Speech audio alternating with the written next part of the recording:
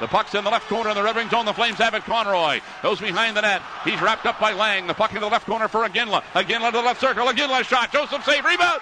He scores! Yeah, baby! Yeah, baby! Martin Gilliland scores! The Flames win it! 1-0!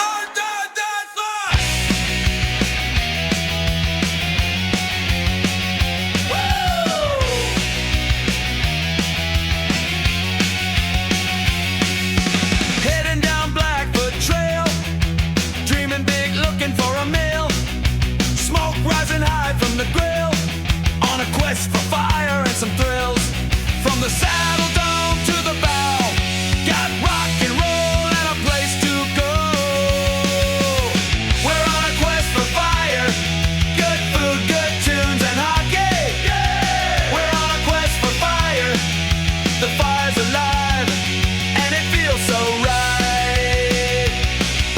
Welcome, ladies and gentlemen, to the inaugural, the first of its kind, the sui generis, the Neil Armstrong on the moon, first steps of the Quest for Fire podcast. I am your host, your co-host, White Zach, and I'm joined by my dude, Black Tim. Jokes. I'm Zach May, and I'm joined by my co-host with the most, Tim Conrad Tim Yellowhorn. Lowhorn. No, I'm from Blood Tribe. Fuck, Lowhorn. Just putting this guy all over the place. Fuck. Hi, my name is Tim Lowhorn, and I'm a Blackfoot. Hello, Tim Lowhorn, Mr. Blackfoot, man, from Siksika, man. I'm Zach. You can cut out the Blackfoot, but I'm Zach May from Calgary. I'm a bald white guy who likes all types of shit from Calgary. okay, let's get away from the racism. And I'm Joe. Hey, Joe Younghorn. we're edgy here. This is the edgy podcast. Halfway from Good guy. We got the peanut gallery here. You know. Fuck, we're gonna start again. No, we're going, bro. We're going with it. We're just fucking going with it. All right. We're already in, bro. So this is the Quest for Fire podcast. This is a podcast where we're going to talk about things that interest us, and we're going to talk about Flame stuff and other NHL stuff. While watching Quest for Fire. While watching Quest for Fire. Every episode we record, we're going to watch Quest for Fire in the background. Well, maybe watch something cool or Quest for Fire related. Maybe there is nothing more Calgary Flames than the movie Quest for Fire. There isn't, like the low It's sloping. basically watching Calgary at its peak. At its peak form of It's evolution. literally being on a Red Mile during a cup run. Those are good times. Those are some of the best times. So we don't have any sponsors yet, obviously, because we're crass and we're too edgy and we're cavemen. But what we have is a format that's unlike any other podcast out there. We're going to break our format into periods, like a hockey game.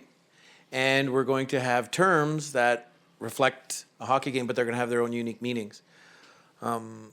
So for this episode, we're getting into the first period. The first period of the Quest for Fire podcast. Tim, Yes.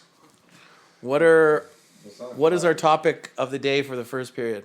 Tell us how each period is broken down. Okay, well, the first period is first period stuff. Get a feeler, feeling out, the opposition, feeling out where everyone's at, what headspace you're in.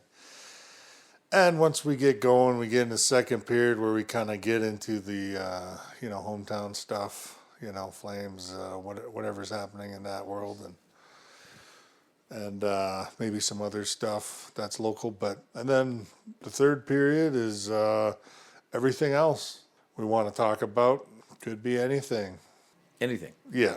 We do have an overtime that's optional.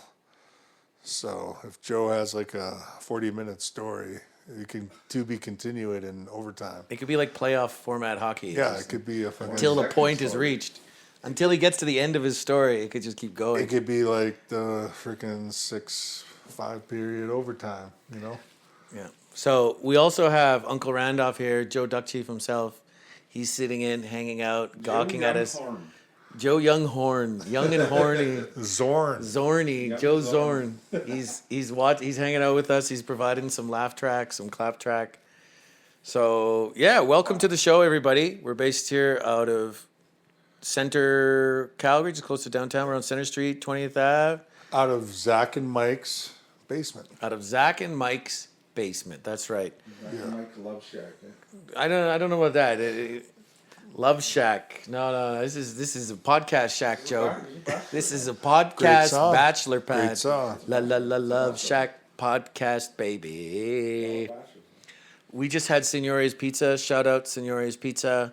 The Donair Pizza, the chicken Donair Pizza are probably two of the best greasy. Shout out to the BMW that parked in 2 parking spaces. Oh yeah, shout out to that guy. Did you see what he had on the front of his car in his windshield? He had like this digital kind of display that looked like 2 eyes blinking. Yeah, I saw that. Yeah, that was pretty cool. Yeah. But he was a jerk, and he did take up 2 spots because. Oh, don't hit my Beamer, man! I got a girl I'm driving with, and she Coke just. dealer that missed his run. Coke dealer that missed his runs. Yeah, we're pretty raw over here. We're raw. Signor's Pizza's so good, it's like you're doing coke. It is kind of like you're doing drugs when you eat Yeah, Signore's. but it's liquid and on bread. You know? Liquid and on bread. And they've said that eating carbs and white flour and sugar together creates feelings and sensations and reactions in our bodies that is kind of like being addicted to drugs anyway. So yeah, Sounds like your last Yeah, relationship. we're talking it about does. pizza. Let's not talk about her. Okay. Let's not talk about her. We're I'm talking about thankful. pizza, like, We're talking about pizza. You Yeah. ever hear that joke? What joke? What did Nappy say when he first saw pizza? What did Nappy say when he first saw pizza? Nappy is the trickster in the Blackfoot world. What did Nappy say when he first saw pizza, Joe? Who puked on my bannock? Who puked on my bannock? That's actually pretty good. Or Friday. Or fry bread. Let's be real here. And we were talking about that tonight. Actually, we were talking about putting some pizza toppings on fry bread or bannock. Yeah, we are. We were, and we still are, because we could revive that idea at any time. I'm still thinking about it, though. Joe's pointing out the part in Quest for Fire when they find those 2 people hung in the tree by that cannibal tribe. Oh, my goodness. And then they're like trying to steal fire from those cannibals, those big red apes. Those big gingers, those big rednecks. They don't have souls because they eat. That's why they eat people, because they don't have souls. This is where the whole gingers not having souls came from this vignette, this scene here, this That's movie. 100% Zach's theory. Invented by Zach. It is invented by me. Yeah. All credit goes to me. So if any of you gingers out there want to write in, we're not going to release our emails. Because Zach basically discriminated against an entire population. And half the Calgary Flames, I might add, we just signed one of those gingers to 7.5 highest paid goalie. Highest paid ginger. Yeah. Lanny McDonald shut his radio off, his AM radio, in his freaking 67 Coupe de Ville. 67 Coupe, that's a sweet car. Yes. That's why I said it. Hey, that's a sweet car for a sweet mustache, right? That's a car that Lanny would probably be driving. But he's so humble, he'd probably just, drive a Ford Focus to the Hockey Hall of Fame meetings. I don't know. A Ford Focus. Oh my God. Well, Jay Bomeister drove. He does commercials for Dodge. He does Metro. Oh, yeah.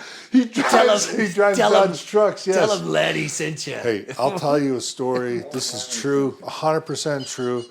I had a coworker who bought Lanny's Dodge truck, and they left the paperwork in the cubby, and it had Lanny McDonald's signature on it. No way. Can you imagine just going to a dealership and you walk in? Lanny sent me.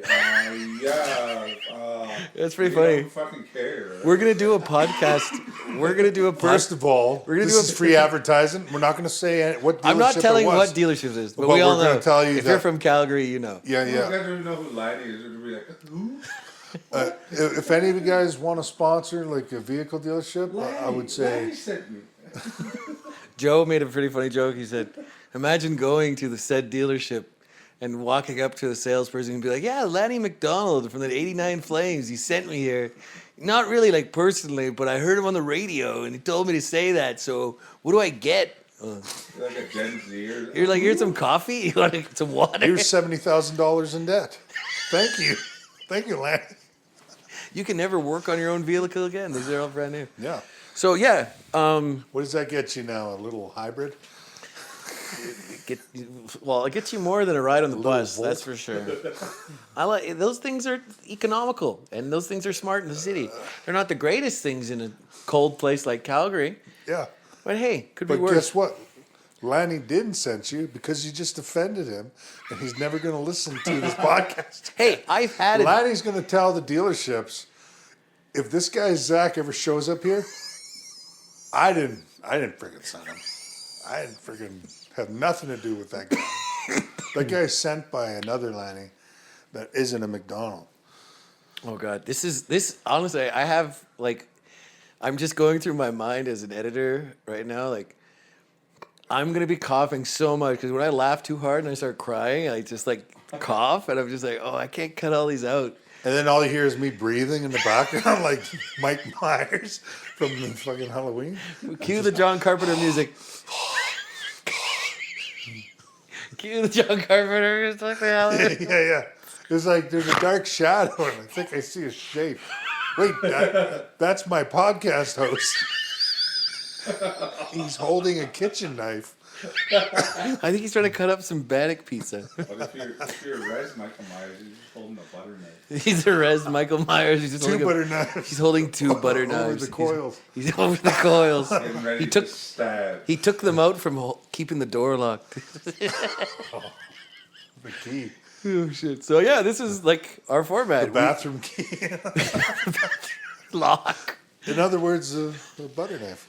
Yeah, so this is our podcast. This is zany. It goes a lot of places. We got a lot of weirdos coming through the house to kind of be a peanut gallery. One of you be called Halloween. Those be called Staggy. So if anybody doesn't know, Joe Duck Chief is Uncle Randolph on the hit TV show Tales from the I'm Res. also your Uncle Joe. And he's also our Uncle Joe. Even though he's younger than me, he's my uncle. I guess this is how it works. And he's also his first cousin and distant cousin. I call myself, and his uncle and his dad at the same time. I call myself an uncle when I'm actually a fucking dirty whore. Yeah, that's it. An old dirty whore. That's it. We what think we're called uncles, but we're really just old whores. No, yeah. I'm not going to hide it. I'm not going to fucking hide it. He's the Susan Sarandon of Six Ago. The male Susan. No, actually, I didn't mean it that way. Susan Sarandon is a Class A. She's a Class A lady. Class A, and I would love to talk to Susan Sarandon one day. Beautiful. So if Susan's listening out there, Ever. Please, Susan, Ever. don't think that I dislike gingers. I love gingers. I don't know. She probably shut off the podcast. I've dated many redheaded women. Like, I almost married a redhead, a blue-eyed redhead. Like, she was Viking shield maiden. Anyways, shout out to Lanny McDonald. Thank you for participating. And Susan Sarandon. And Susan Sarandon. You're right. Molly Ringwald.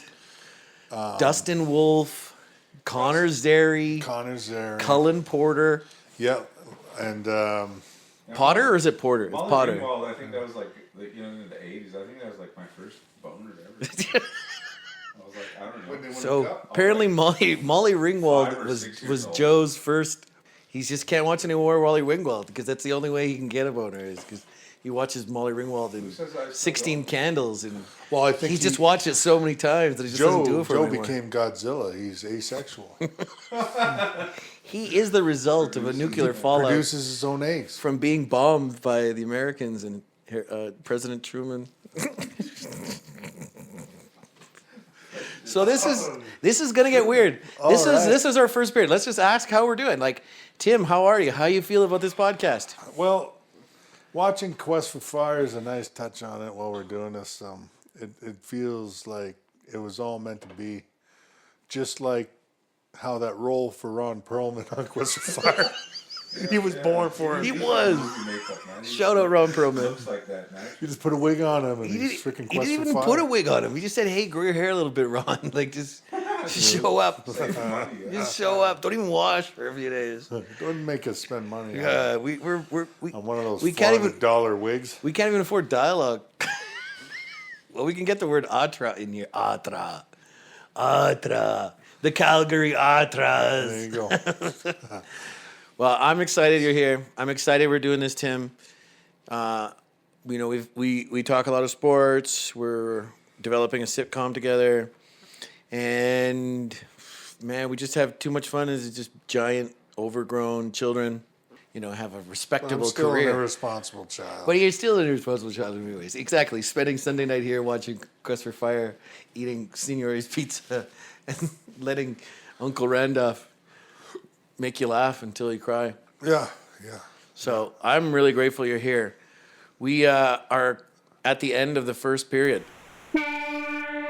So, All right. yeah, this is a monumental time. We're going to add that in. Yeah, we're going to add in the NHL 94, Yeah. like Sega Genesis Yeah. effects. Yeah. So, yeah, thank you very much for the first period. Okay, the first period was brought to you by the federal government of Canada, who employs my roommate Mike, who keeps the lights on at this place. The same government that put us on reserves. And that put Native people on reserves, has the white paper in the Indian Act. Those bastards, those fuckers. Fucking tear it up already. Shit. Renegotiate. Yeah. But yeah, brought to you by... Yeah, brought to you by Molson Canadian. It's the beer out here. Is this still a beer? I thought I Am Canadian. Remember that stupid I Am Canadian? Is that still a beer? I don't know. The beer out Are here? we giving free promotion right now We are. to a beer? But if anybody knows, that's terrible beer, and we're definitely not Yeah, I promoting it. smelt it every time driving through. Tonight's Inglewood. episode is brought to you by Hasbro. You can- Hasbro, play with And I'll me. tell you, Calgary's Inglewood 100 times better than LA Inglewood. 100. I bet, yeah. Our Inglewood still stinks like that brewery from the 80s. Oh yeah, Molson. Yeah, the Molson Brewery. But let's also give a shout out to Tales from the Res and the creator, Trevor Solway, and all the people who contribute to it. Telly So James. Joe is here, brought to Napi you by Collective. Trevor Solway.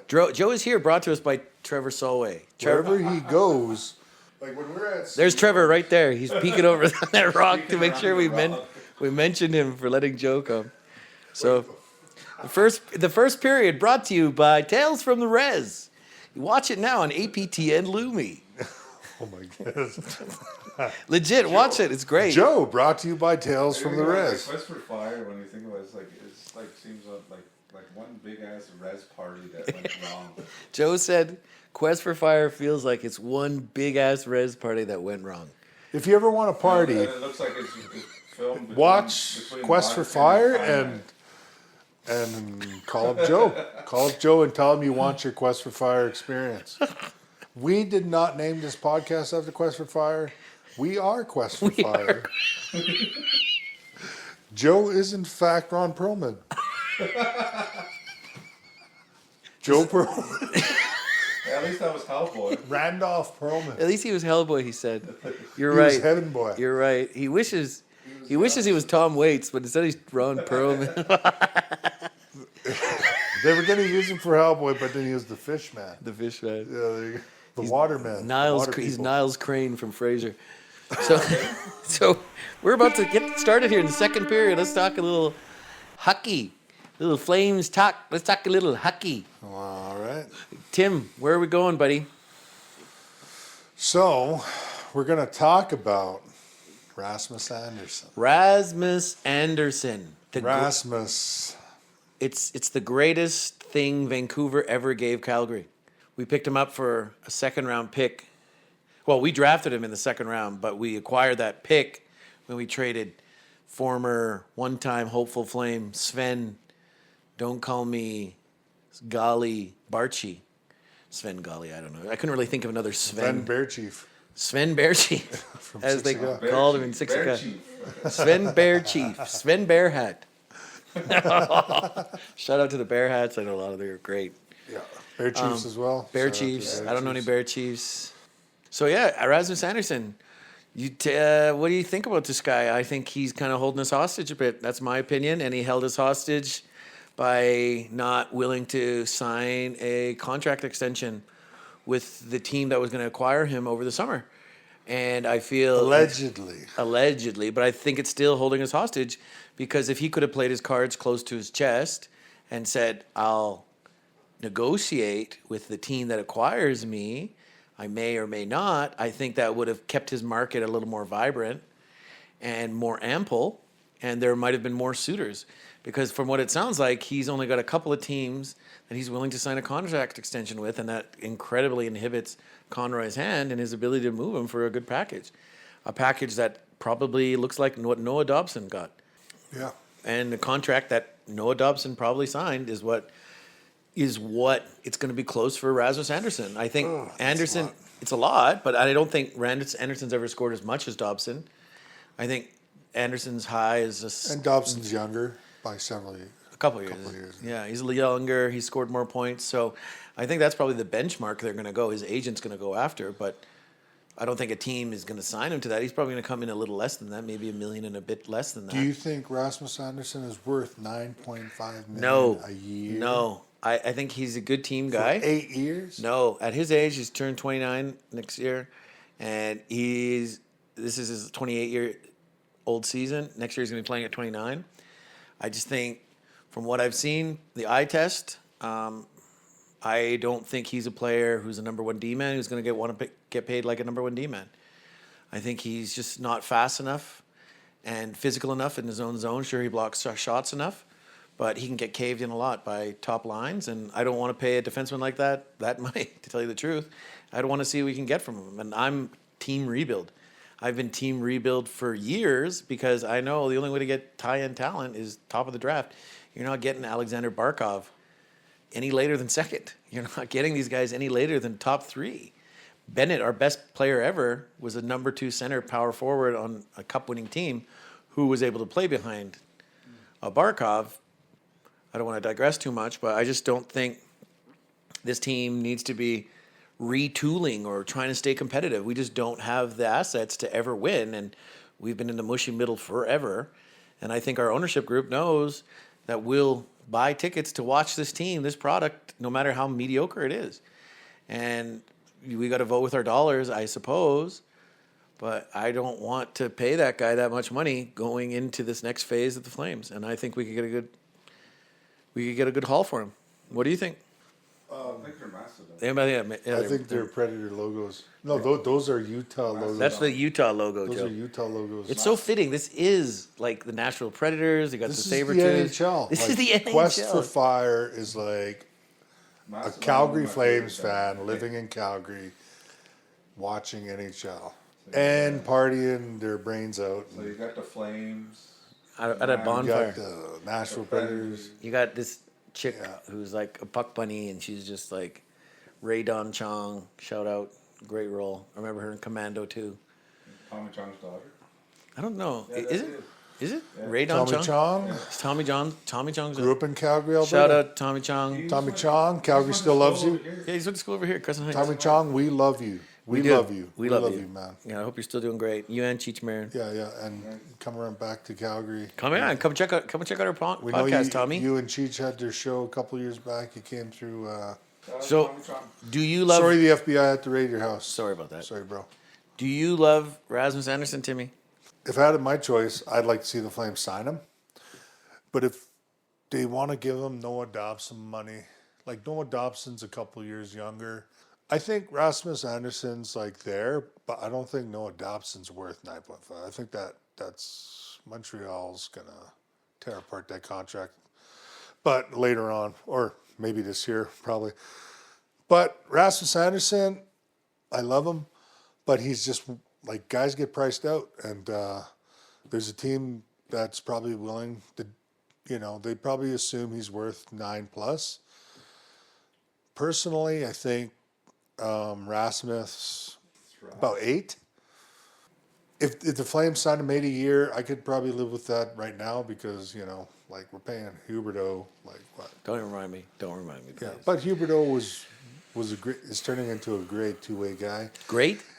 Like a great as in Compared to what as he was in what before. he was the year before. Yeah, exactly. Yeah, but the thing about Huberdeau is that like it's his contract, but on the ice he's okay. Like It's just that there's a price tag there, but it doesn't mean anything right now because the Flames are not like we're going to spend Cap to strap, the cap yeah. or whatever like that. Like Sure, it gets us to the floor, but yeah. But eventually still we a tragic deal. But we doled out a lot of cash this offseason. We doled out cash for Coronado.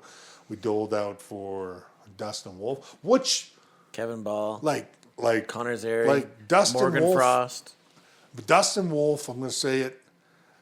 I'm the first one. I said this like when I seen Dustin Wolf first playing the Prospects game with Flames. I looked at him and said, "That's Martin Brodeur right there. That's Martin Brodeur." Like, No way. Martin Brodeur could handle the puck like nobody's business. no. But like Martin Brodeur handling the puck is like Dustin Wolf skating. The way he moves in the crease. Sure, I'll give you that. He is a fantastic skater. He is the I'll give next you that. Martin Brodeur. 7.5 for disagree. like a Martin Brodeur, and you think about it, like Dustin Wolf, if he doesn't decide to get traded somewhere else because Zach offended him and said he doesn't have no soul. Like all redheads have no soul. Exactly from the words a theory that Zach. I was just postulating, like based upon like Zach is borderline redhead, and he's saying this shit. But redneck. But I'll tell you what, man. Flames are doling out to they dole out to the Rice goalie 7.5. I guarantee you, in 2 years, 7.5 is gonna look like when Dustin Wolf is like the 15th highest paid goalie in the league, and you're like, wow, how did this happen? We signed him, and he's like the top 3 always in the Vezina conversation guy, Probably going to win a Vezina, maybe even this year, which would be pretty awesome. But we cannot be a rebuild team, because of Dustin Wolf now. We have to go all in. That's why I think, regardless, the Flames should try to sign Rasmus for a fair price. Anything A+, I think he got to go. He has to go. And we can get something for him. But I don't think we're going to get anything for him because I think this is the day and age where teams are going to invest into these players and then they're going to up and leave on you. And Oiler fans literally shaking. As they should be. Rightfully so. And shaking I on couldn't white be mud happier. And, just 1/18th, however they situate their infrastructure and their streets and their weird grid system up there. Walking down a one-way. Hey, I love Edmonton. I love banging their head on Edmonton. their signs. Shane Chartrand, Yeah. Cody Lightning, Fozy Ali. I got a lot of friends out there. Walking on a one-way street, which Creation. is every street in Edmonton. Shout out Creation. Yeah. Shout out Cody Lightning. Shout out Fozy Ali. Shout out Shane Chartrand. Todd Marchand. Todd Marchand, this guy. No, but Shout out Doug Waite. Right now, Dustin Shout Wolf out. is the. Hey, I met Kelly Bookberger and Craig McTavish this year. You did. Cool guys. They came out to the Native Provincials. Shout out Ron Perlman. Shout out Ron Perlman. Ron Perlman's the man. He- I wish I met Ron Perlman. He's the unevolved man, or he's the not current. Shout evolution out of man. Marius Cherkowski, my favorite Oiler of all time. Really? We're not getting into this, but I'm not getting into all these Oilers, old Oilers. Bob We're yes, okay. Grant Okay. Fuhr and Steve Smith. I think this is overtime. Best Flames of all time. Let's take this to overtime. Let's take the Oilers stuff to overtime, okay? So this is talking about Rasmus Anderson, the Flames. We've got onto Dustin Wolf. Dustin Wolf is right now the 11th highest. I say move him if he wants 8+, but I think the Flames are going to hold on to him and we're going to lose him for nothing. I don't think so. I think they trade him at the deadline, if anything. I think we lose him for nothing because we're going to be close to the playoffs and the Flames are not going to. Greg Conroy's not going to want to mess with the team's chemistry when they're that close. And like he did last year, he didn't want to add, he didn't want to subtract. Sure. So your supposition is based upon How much he gets the paid. fact that the Flames are going to be in contention because Dustin Wolf is going to take another step. You think that? That's what you think? No, I think we cannot rebuild with Dustin Wolf because he's going to steal us games. And we're going to be too good to be too bad. Yeah, fair enough. I think that's We're exactly gonna what happened be last mushy year. middle, like you said. Yeah. We're mushy middle or maybe squeak into a playoffs right now. But that really In the West? depends. Well, I'll tell you what, man. In the West? In the West is, It's a way tougher division. The Way Oilers tougher walked conference. through the West 2 years in a row. I don't think the West is that. They didn't really walk. They walked. They moonwalked. Yeah, they definitely They had. moonwalked over Dallas. Yeah. Well, they eked it out over Dallas. Dallas looked like they had control at times, but it does look like the Oilers are the West's kryptonite for sure. I wouldn't say walk, but they do seemingly have the edge on every team in the NHL but the Florida Panthers, sadly. Yeah. For them. I don't really care. I'm a Florida Flames fan all the way. Yeah. Shout out to when they made the finals against pretty decent players, redheads, might I add you. Hey, I think Tkachuk, yeah, Bennett, Sam Bennett. Sam Reinhart, Calgary kid, Yeah, Paul Reinhardt's son. Paul Reinhardt's son. Yeah. The legendary Paul Reinhardt. Remember the legendary Max Reinhart? That draft we only had a third-round pick. I remember Pick him. Maxie boy. I had high hopes on Max. Yeah, me too. I enjoyed him when he played in Kootenay. Yeah, Like even Sam played in Kootenay too, didn't he? I think so. I could look it up. Am I but messing that up? No, Sam No. played with the Kootenay Ice. yeah, I think he did. Well, he they're played no that- longer Kootenay Ice anymore. They're like Cranbrook or something. the Cranbrook Barriers or something like that. I don't know. I don't know. Shout out to WHL. Shout out to the Dub. Produces great hockey players. Long time, lots of entertainment to Yeah. Western Canadian. Shout out to the Dub, losing hockey their fans. legendary players to NCAA now. to the NCAA. But we have a theory on that. You mentioned a good point months ago about how it might open up opportunities for people who've been overlooked by scouts because they're going to need to fill rosters. Well, so. they can make money now in the NCAA. Well, but the WHL, the CHL is going to need to fill its rosters, so they're going to have to look for talent elsewhere. They can't just be scouting the traditional circles and groups that they always yeah. have. Yeah, we talked about that once, but You know, like juniors across Canada, you're looking at universities. You're looking at the major junior hockey league. Like they're gonna be sifting more players out more than usual because some of these guys like Gavin McKenna are gonna be.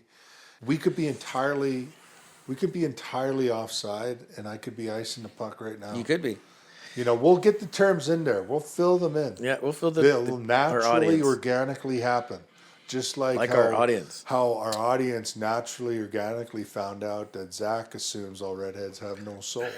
It was based upon just colloquial thinking. Like people just think that. It's just I don't know where this idea came from. Joe I'm just has saying, red hair. I'm just He dyes his hair supposing. black. I'm just theorizing. I'm just hypothesizing here about where that term came from or where that whole concept came from. I'm thinking it might have come from this movie. So let's finish up about Rasmus. So you think the Flames should sign at Rasmus at the right price point because we have a good culture here. Conroy doesn't want to tinker with things. And if he doesn't, we might not trade him at the deadline. But I think he's moved at the deadline. There are going to be teams who overpay. I can assure you the market for his suitors has been limited.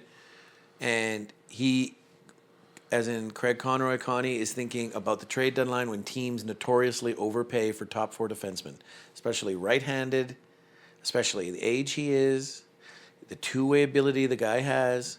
I'm not saying he's a top two defenseman, but he's a definite top four defenseman. Top four defenseman, as we know, all fans of hockey, around the trade deadline, prices get exorbitant. And I think the Flames will do themselves well by trading him a little before the trade deadline, maybe before the Olympic break might be good. We're going to have the Olympics this year. I always love Olympic hockey. Best on best is some of the best hockey you'll ever watch. especially if Rasmus plays in the Olympics. Yeah, he's going to play for Team Sweden.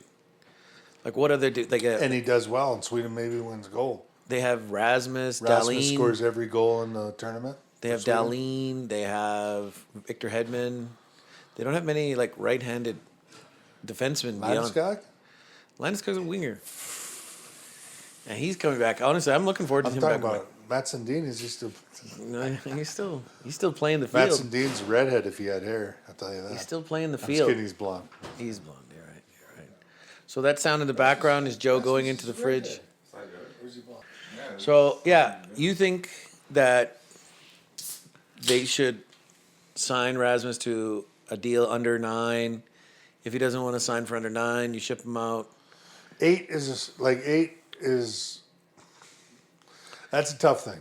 He's gone. He's either gone by the trade deadline, or he's going to walk. But I think I want him to stay. I watched a game last season, but this year they played the Washington Capitals, and Rasmus was battling against Tom Wilson. How many defensemen do that? Many. You know, every defenseman in the league who plays Washington battles against him. But getting under Tom Wilson's skin, making Tom Wilson like... Sure, but who won that game, though? Yeah, Washington. Yeah, and who... Because of Thompson in net. Yeah, Logan Thompson, a Calgary kid. Yeah. Shout out to Thompson. Yeah. But also redhead. No, I'm just kidding. He's not. I'm just kidding. Everybody's a redhead. To you. Because you said they have no souls. I know, I just said we all are redheads. It's a saying. We're all with you. It's a saying. It's a misnomer, obviously. I love redheads. I love you all. Or unless you don't believe in souls, then nobody has a soul. I love you all. We love all redheads. We love Cullen Potter. We love Connor Zary and Dustin Wolf. We love Lanny McDonald. Mike Vernon. The reddest of the red. Anyways, I hear what you're saying. I think you move him at the trade deadline. If you could move him right now, they would have. I just want to keep him. I feel like he's holding us hostage. I don't want to keep him. We have other right-handed defensemen in the pipe. If he wants to stay, let's keep him, but let's not pay him let's not make him the second highest player on the team. Please. Do it short term then. Do it short term. No, he won't do that. He's not going to do that. This is his first crack at free agency. I'm sorry to say this, but he's not going to do that. Well, he'll have another crack if you give him a 2 year. But the thing is, his best earning potential is right now. And he knows that going into his free agent year, he's probably going to play like a house on fire. And don't be the team to pay for that right now. We're already paying him $4.5 million. Some contender is probably going to offer us a pretty sizable deal to acquire him at the deadline because he's going to fit in their cap picture because his deal is pretty favorable to a team. I thought a team who was tight, like a Tampa, but they don't have any assets that I want. I thought Vegas. What do they have? Don't have any assets that I want either. What do they have? I like Zach Whitecloud. Yeah, but Vegas will not give up the guys we want. They're not going to give up roster. I want players. Jack Eichel. They have that. I want Braden McNabb. They're not giving up any roster players. The only thing is that Braden Tim McNabb Conley could be a 1-for-1 swipe with a little first rounder. That USHL kid they have, he's that really flashy kid. Brett Howden, Calgary born. Shout out to Brett Howden.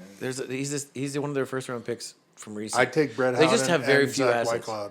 They have very few assets, but if they were willing to give up future firsts unprotected like they did this one we have for this year's draft for them, I would deal with them. That's the only way. What do they have for first to give up? We have their first this year. Did it like Mark Stone eat all of their first rounders? Well, no, it was Stone. It was who else did we trade them that we got that first for? We traded them Noah Hannafin. Hannafin ate up a few of them. Mitch Marner. Oh yeah, shout out to Noah Hannafin. Oh, actually, Mitch Marner didn't cost anything. Mr. Don't want to play for the Flames anymore. Mr. didn't want to play for the Flames. Went to play in Vegas. Yeah, like all these other guys who think. So that's our second period. And guess what? Vegas sucks with Noah. They do. So that's the end of the second period. Okay. So second intermission. What's the second intermission brought to you by? Second intermission is brought to you by. Six O'Clock Trail Market. You know what will be cool is if we get Senors to sponsor our podcast. You might be around the block, entirely worth it. You're going to be eating some fresh pies that are out of this world. The pies that will cross your eyes. And spread your thighs. Spread your thighs and cross your eyes. Again, Joe, doesn't take much to spread Joe's thighs. Doesn't take much to spread Joe's thighs. You know, if Joe was a woman, he'd have like 15 kids. So that's the end of the second period. Jealous? Second period, yeah, a little jealous. Second period is brought to you by Signore's Pizza. Thank you, Signore's Pizza. You guys are some of the greasiest, best pizza out there. You guys are amazing. We are loaded up on Signore's. We are loaded up on Signore's right now. We just had a massive donair pizza before we started this broadcast. We tried the garlic fries, which are out of this world. I don't know about out of this world. This is what I say. They're like they're decent. Out of this world. Out of this world? What do you mean? They're out of this world because we're sponsored by Don't Ask Pizza. You're This just is me shilling. wishing. You're just shilling now. Hey, I'll shill for senors any day. You know that Palomino's has better garlic fries. But those fries make you stink for a couple days. But people eat a lot of garlic. Take They a don't couple care. showers. Take a couple showers. Eat a couple sticks of gum. Knock back a couple coolers. Knock back a couple twisted teas. Yeah, you don't want Frank the Tank getting out of his pen. Hey, we know Frank the Tank. We know Frank the Tank. He's our bro. Shout out Frank the Tank. Frank the Tank. Up in Terrace, BC. Tall-Tan Nation, what? Tall-Tan Nation, what? Hopefully you guys listen to us all the way up there. We love you up there. Wherever you're listening to us, we love you. We probably love that land that you're residing in as much as you do. We just don't know it yet because we haven't been there yet. So invite us over. We'll do a podcast We love there with you, you. Edmonton. We do love it. I love Edmonton. I just don't like the Oilers. So, okay, so that's our second intermission. Okay. So here's the third period, start of the third period. Tim controversially wanted to put a mic on Joe, but we're going to do it the right way. We're not just going to shoehorn Joe into our first podcast. He's going to be here as like some atmosphere, but we're going to set him down as our first guest. He's going to be our first guest. I'll put a mic on him the next episode. Next episode, be ready for Joe Duck Chief, Uncle Randolph, unleashed, microphone, tested, uncensored, raw, like Andrew Dice Clay. Yeah, he'll make COVID look like a Thursday cough. What's the third period? We're getting to it. Who's hosting the show, Joe? Music. Not you. You're a guest. Music and movies. Well, it could go anywhere. Third period is no holds barred. It's anything. Music Yeah. and movies. So no holds barred. Music, Third movies. period. Gut check time. Tim, what's our topic? What are we talking about? Snuff porn. This is where you throw everything at the wall. Let's just say the kitchen sink. So snuff porn. We're not throwing snuff porn at the wall from the peanut gallery. Left Yeah. field. This guy comes out of left field. Again, sorry for all those people who don't like degrading other human beings. Yeah, Joe. Yeah. Yeah, Zach. Hey, whoa. Because I brought up Andrew Dice Clay. Like right now at this point in the podcast, there is literally zero redheads listening to this podcast. We don't know that. There's No, no I one know listening that. to that besides us, and none of us are redheads. There's no one listening. You're borderline redhead. You're pretty close. Just because I'm bald and pink on top doesn't make me a You're redhead. borderline. If you spent like 2 more minutes in the sun every day, you'd be redhead. Yeah. You're pretty close. I am. I'm close. I burn. So, Yeah. no holds barred. So, Throw can everything at we- the wall. If Tim. your theory is correct, does Zach have a soul? Well, yeah, I do. Or I does never he said barely- redheads don't barely have a soul. I just said that there's a saying out there that people say as a joke, as a derogatory comment about gingers that they don't have souls. I don't agree with it.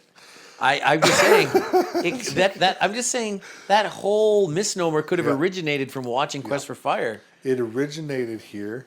No, at the start of this podcast. No, it Zach didn't. is the Yeah, right. first human being to unleash that theory to the world. You're making me cry here, like the guy who's seeing fire be made by hand.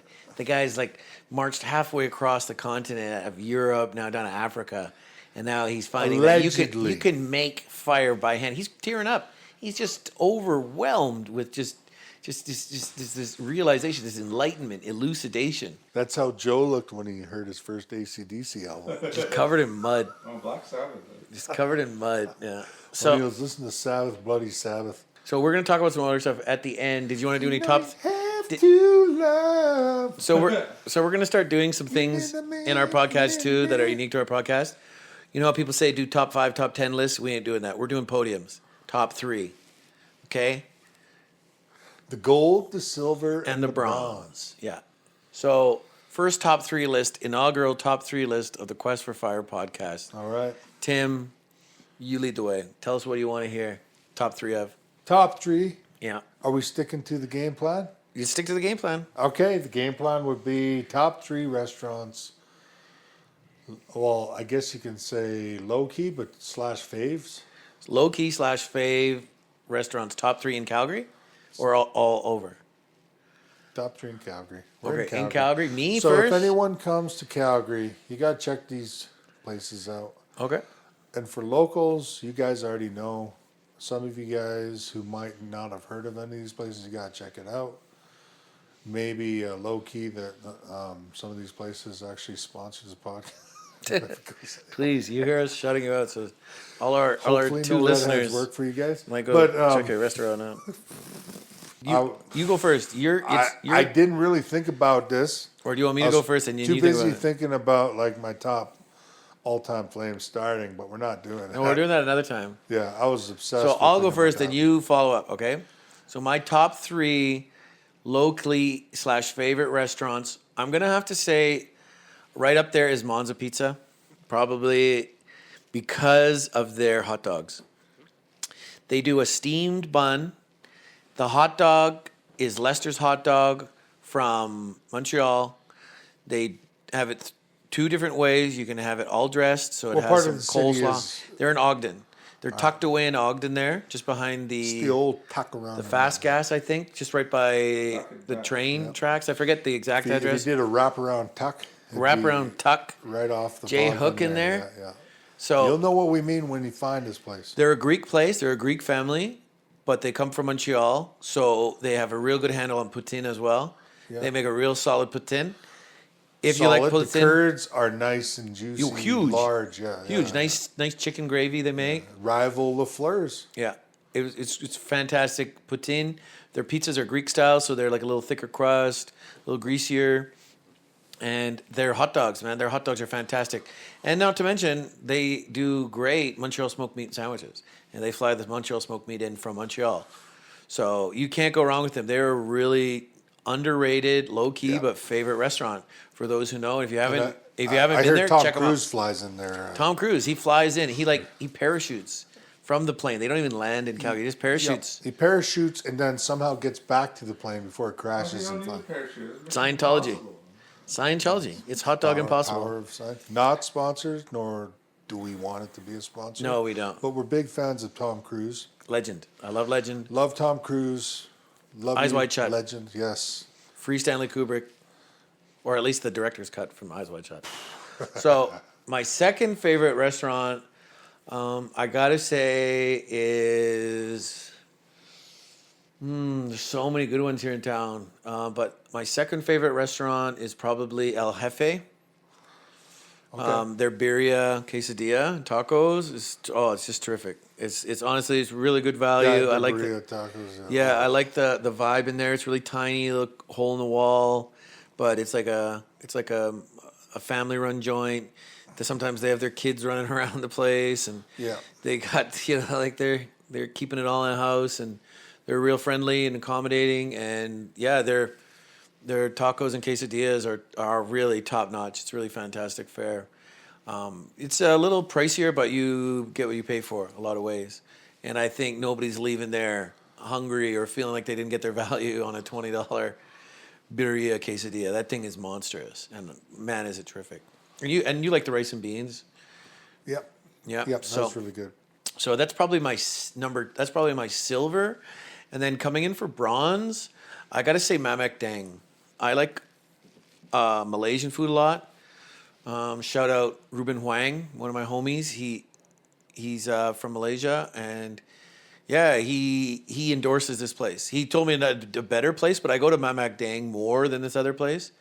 So I picked them because I like the vibes at the restaurant, and their beef rendang is really nice, and their laksa is great. Their laksa is fantastic. I just got to say, Mamak Dang is a fantastic restaurant. They have spice levels that are not on the menu.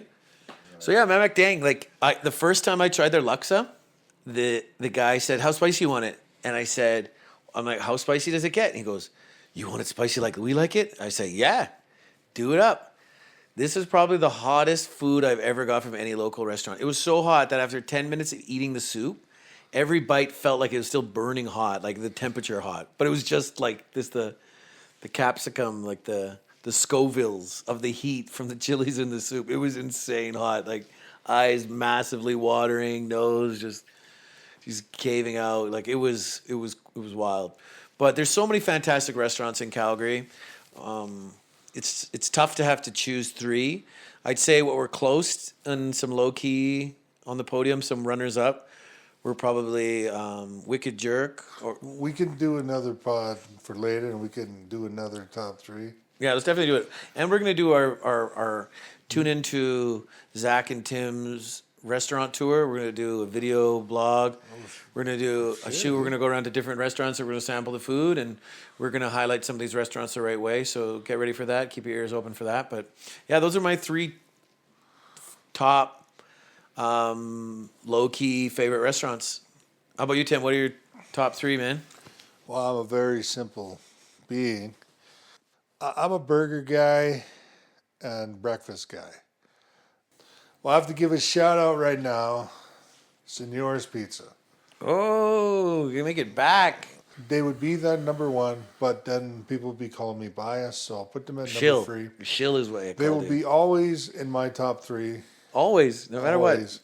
what. Wow. Number 1 in my heart. It's good pizza, but it's not my favorite The pizza. Donair pizza. It's good. The chicken donair too is good Donair pizza. pizza, You're chicken right. Donair pizza. Yeah. The and barbecue chicken pizza too. You throw some of the barbecue extra barbecue chicken. sauce on there. It's pretty decent. Yeah, the vibes, the guys. Yeah. There's a reason why it's always packed. It's true. The sauce that you get with the Donair and The whatever. garlic sauce. Yeah. Tremendous. It is true. Tremendous. Yeah, it's tremendous. Yeah. And that'd be my number 3, just because it'd be too crazy to just put them number 1. You're going right to silver. You said you went right to silver. All right, that's neat. All right, I like how you're doing it. It's your thing. This is Number your 3. This is your podium. Yeah, number 3. Yeah. But number 2. Is Senores. Did I already say number 2? You said number 2 is Senores. Oh yeah, number 2. Okay, yeah, but I ain't putting them number 1. Yeah, because you don't want to be a shill. You don't want to be biased. Okay. Yeah, you called me a shill, so I don't want to be a shill. I'm a man of the people, I'll tell you the places where everybody got to go. There's some places that are probably the best places in town that you can sneak into and get out, because not a lot of people know about those places. Those are places Zach goes. He just, slips and slips out. He's the master of the pullout. And No kids. yeah, but I'd say number 2 would be Senor's. Number 3, John's Breakfast. I'm a breakfast guy. John's Breakfast and Lunch, On 4th Street? Up here? just over here. Yeah, Okay. yeah. You like it better than the Turkish breakfast that we have beside it? I am a classic. Like I love breakfast, and breakfast is like, it's hard to screw up, but it's hard to make it great. Fair enough. But hey, who makes it great? We went there. Who makes the greatest breakfast? Do you think John's over where we John's went? Breakfast, I'll tell you Over what. the one down It's here? a small place, but every time I went there, it's the vibe. It's like, it feels like you're in Grandma's kitchen, and she's serving you, And 2, they have special menus on the chalkboard, that you can look up and say, okay, this is what you're getting today. And a lot of respect to the breakfast places around town. I love you guys. I ate at a lot of your breakfast places, but the little small, quaint, little kind of in the neighborhood feel. You just want some bacon, you want some eggs, you want a coffee. Yeah, just sitting there. If not that, it'd have to be A&W breakfast. No hands. Oh my God. I love A&W breakfast. Really? Classic, man. Oh, the classic. Really? With It's a sunny good side. breakfast, sure, but for what you're getting, but they're like low key. I Fast would. food breakfast, man, but they're not on my podium. They're not on my podium, Zach. Put words in my mouth. I'm not. I'm I'm just don't start flabbergasted. going off on your theories. I'm just again. flabbergasted. Breakfast is my jam, and I put Senores in there number 2. So number 1, Number 1. low key favorite restaurants in Calgary. So low key Tim they don't Lohorn. exist. Tim Lohorn. Let's hear it. So low key they don't exist, but they're considered a ghost. Now you have me puzzled. Yes. I feel like a ghost kitchen, as they say. Oh, okay. A ghost It's a kitchen. place that does not exist, but if you know where to go and you ask the right people, you can probably eat one of the best burgers in your life. That would be Peugeot. Oh, deadly pull. Yeah, Peugeot's was it 11th? Or is Yeah, it it's just on 10th there. Just 10th Street? yeah. It's like I don't know what the bar's national or craft. Yeah, eh? yeah. But like it's just like this big place you can go to, like 2 levels, like a bi-level, and like you go in there. There's no menu. Everything's like online. But if you tell the waitress, "I'm here for Peugeot's," they'll be like, "Okay, just let me know when you're ready." And it's like all this like underground stuff because it's a ghost kitchen. Apparently, the chef that works at that bar and does their food has this ghost kitchen and this ghost menu that if you go there and ask for a Peugeot burger or Peugeot menu, you have to go online. But you just sit and she'll take your order of what you want from Peugeot's and you'll like get it in these like silver tins. Oh, yeah, yeah. Like it's just like they Cafeterias. Yeah, it's just like they went out across the street and got you some Chinese food. But it's a burger. Oh, but this is like the world's greatest burger. It is a fantastic burger. Like it's their sauce. He does a real great Isn't job it? with the sauce. The sauce is the sauce, and then you get those dirty tots Oh yeah. with the sauce on there. Oh yeah. It's good, Dang. eh? Dang, and it's a place you guys. Downtown. It's kind of right at the end of where the Beltline's kind of like Yeah, and it's happening. It's like a downtown vibe, like tons of professionals, executives. Yeah, yeah. You know, that business class, they all go there for craft. They love that vibe, but I don't like craft. That's not my vibe. But Peugeot, I love their burgers. Yeah. So that's kind of my number one because I ate probably at every burger spot. Like we've been to Class If Clan. I haven't reached your burger spot, I'll probably reach it eventually. But yeah, Peugeot's Burgers number one. You got Seigneurs and you got John's Breakfast. John's and breakfast, Lunch. like John's breakfast, blows my mind. Yeah. because we've been to some other breakfast places. That's what you the know, northeast.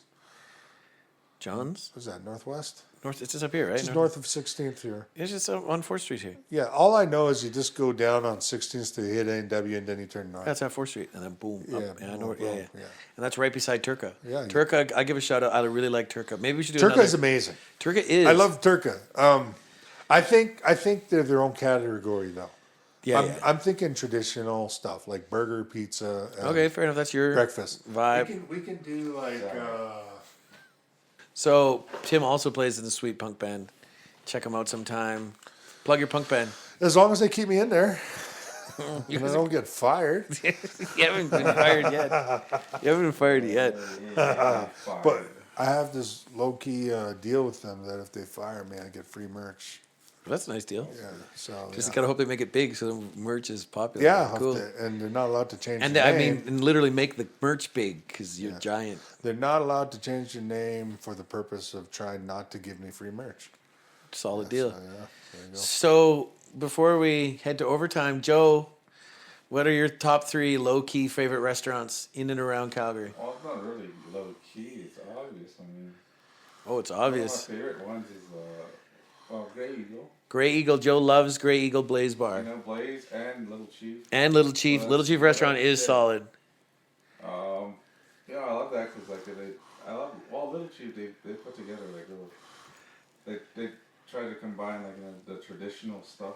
Like they have berry soup or Yeah, they have nice bannock berry Indian soup. tacos, hamburger soup, Indian tacos. hamburger soup.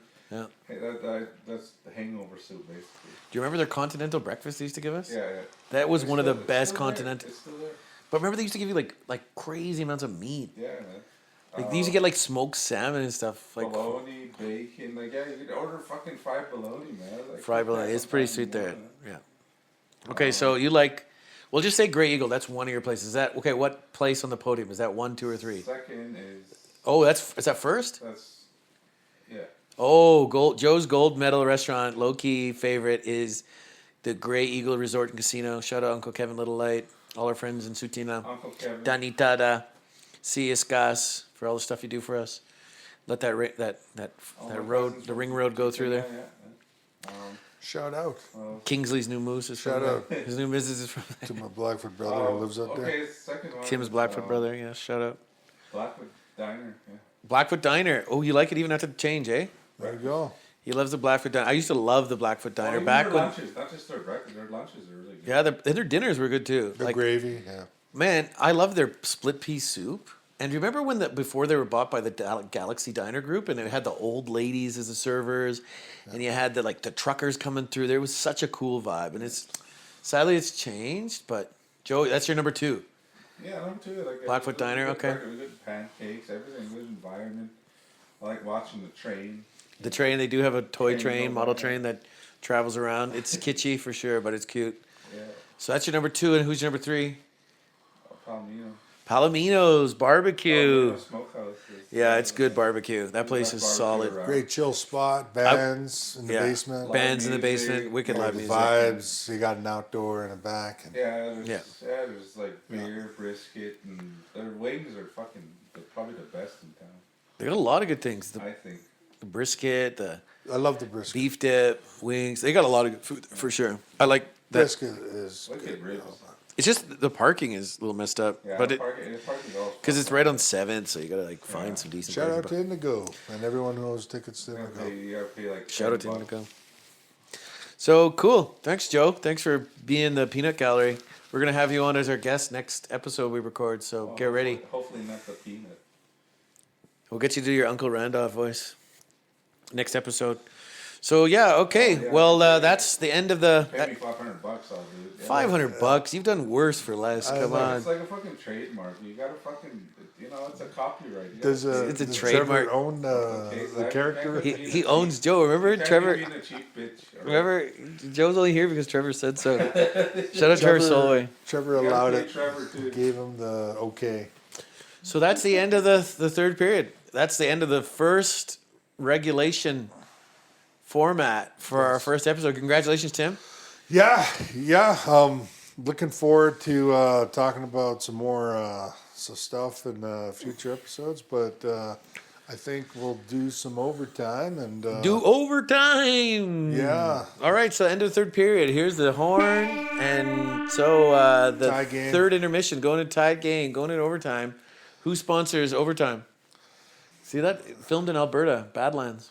We'll Yeah, it's yeah, just we'll said it say right there. Yeah, probably drunk hella, right? Yeah. sponsored by More Than Bannock. More than Bannock. What's that? That's that is a place you go if you want a Bannock burger. You go to the Six August Sportsplex. Oh yeah, There you go. that chicken sandwich is fire. CJ Cutter. Shout CJ out Cutter, to shout out. Cousin Skateboards. Veggie. Shout out to Drumheller and the Badlands Yeah. for being so good to the Quest for Fire crew. Where they were able to film this thing. That last scene where you see the home fire, that nice hearth burning away in the Alberta Badlands. So bad. Fade to black, and the first group they thank in the film, Cinetrail Montreal et Bellstar Productions, Stéphane Films Paris. But ce film Badlands, était Alberta. entertainment Badlands, tourné Alberta, en décor baby. naturel Canada, Come up Badland, to the Alberta, Badlands, the origin of the Blackfoot. Cathedral Grove, Colombie-Britannique, and Bruce Peninsula, Ontario. Pretty cool. Yeah, so we were in that. That's another reason why I love the Quest for Fire name. Because, we're Flames fans first. We are Flames fans, Yeah. and some of us are fans of every player, regardless of what their hair color is. And I like gingers. I've dated them. maybe them. that's why you don't like. Redhead. Huh? That was a redhead. She's a ginger. No, Angie was. it was a redhead. Sad. Well, ginger, redhead, whatever. It's not the same thing, man. Fuck. So Joe is splitting hairs. Joe's splitting red hairs. His unclaimed baby is a ginger. So, shout out my unclaimed baby, wherever you are. Uncle Randolph is a redhead. He's just got red bush. He just dyes it all the time. The red helmet. So We're in overtime. overtime. We're going to talk about. What were we going to talk about? I thought we were going to talk about Oiler stuff. Yeah, You ran well- into Kelly Bookberger, We love the Oilers. and you ran in. We love it when they go through hard times. Yes, that they're about to go Love through. them That's what I and, wanted to talk about. They're about to go through some serious hard times. Yeah. Yes. Love them in the Doug Wade era. Love them. when Steve Smith shot the puck off of Grand Fear's skate. I love that. Cost him a cup. But it also got us a cup. In that Well, we would've in that won era, anyways. we would never have won a cup without that Steve Smith gaff. Well, we would have won a cup anyways, you know. I don't know. I think it was still in 2004, but I think without Steve Smith, we don't beat the Oilers in that game. I mean, without Steve Smith in what, 98? Oh, 89. Was that 99, 2000 when he was with us? Or was That was when he played with us. He was 99. really a secret agent. And then he decided Terry to go Crisp. head first into the boards. Terry Damn. Crisp had incriminating evidence on him. That's why he kicked it in. Talking about Oilers. We're talking about Oilers, and we're talking about the pain that they're going to endure soon. What about the goalie situation? Do you think Skinner is their guy? Pickard is their guy? You mean a waiver? Carter Hart A is their waiver guy? claim? Carter Hart? That would be true to the organizational mandate to hire questionable characters for that organization. Stan Yeah. Bowman. Second chance No guys. shout out Stan Bowman. What a creep. That guy should not be in hockey at all. Shout out to Scotty Just Bowman. because who my created him. dad's Scotty Bowman. Shout out to Scotty Bowman, greatest coaches Legendary. ever. Arguably Like the greatest coach Montreal, ever. Detroit Red Wings. Pittsburgh he was with Penguins. Pittsburgh's, eh? Yeah, he won their cups with him. Yeah. One of the greatest coaches ever. Yep. And I loved his style. Man, he was a smart coach. Those Red Wings teams, they were amazing. Scotty Bowman's a hockey guy. Sure Yeah, is. yeah. Stan Bowman likes to think he is, but he's an enabler. He's an enabler. Questionable hires. Yeah. Yeah, and Edmonton, that kind of fits their MO. Evander Kane, Questionable. Stan Bowman, and if they hire Carter Hart, if they You know, sign him. honestly, they were more scary with Evander Kane on the roster. Now Vancouver is going to have that on their roster. So, you know, Edmonton's going to probably see the difference he really is, or maybe not a difference, but they made a lot of changes to the rosters. You know, they lost Broberg and Holloway last year, and this year, Talk about pain. What a stupid offseason for them. Lose those two kids. You invest that much draft capital in those guys, you let them go for that. Like, how many goals did Holloway score this year? Almost 30? Oh, yeah. How great did Broberg do this year? Oh, yeah. How great did Broberg look in the Stanley Cup Finals when he played for them? Like, to let go of that type of youth and talent, for who? For who? Arvidsson? Jeff Skinner? Arvidsson's Are you out of your mind? left town. Are you They out got of your rid him. mind? Arvidsson, I think Arvidsson was pretty good. For what? He's way over the hill. I think he's a great player at one time in his career. For a 7th round pick, he's exceeded He was expectations. good for what the Oilers helped them. He was good for them. Where? He was pretty good for them. They made Pretty good for finals them. with him. With But him, now he's gone. Like same with Warren Fogle. Warren Fogle, they had him in their first run there 2 years ago. I thought Warren Fogle was a greater loss yeah, than they he was a great realized. loss. Look at how great he did in L.A. Well, LA, if they learn how to clear a puck, I guess we wouldn't be talking about. Yeah, I don't know. It's LA's That one was of the those only. teams. That was literally the only struggle. LA and the Panthers really this year. But they didn't really struggle against it. They had a couple games. They looked like they were on the ropes, but then they just came back and just LA played outclassed them. very good against them in the The first. first few games. And then when they could have took a stranglehold on that series, but They didn't. they didn't because of Byfield, and Byfield's a young cat, you know, and But how many years can you keep saying that?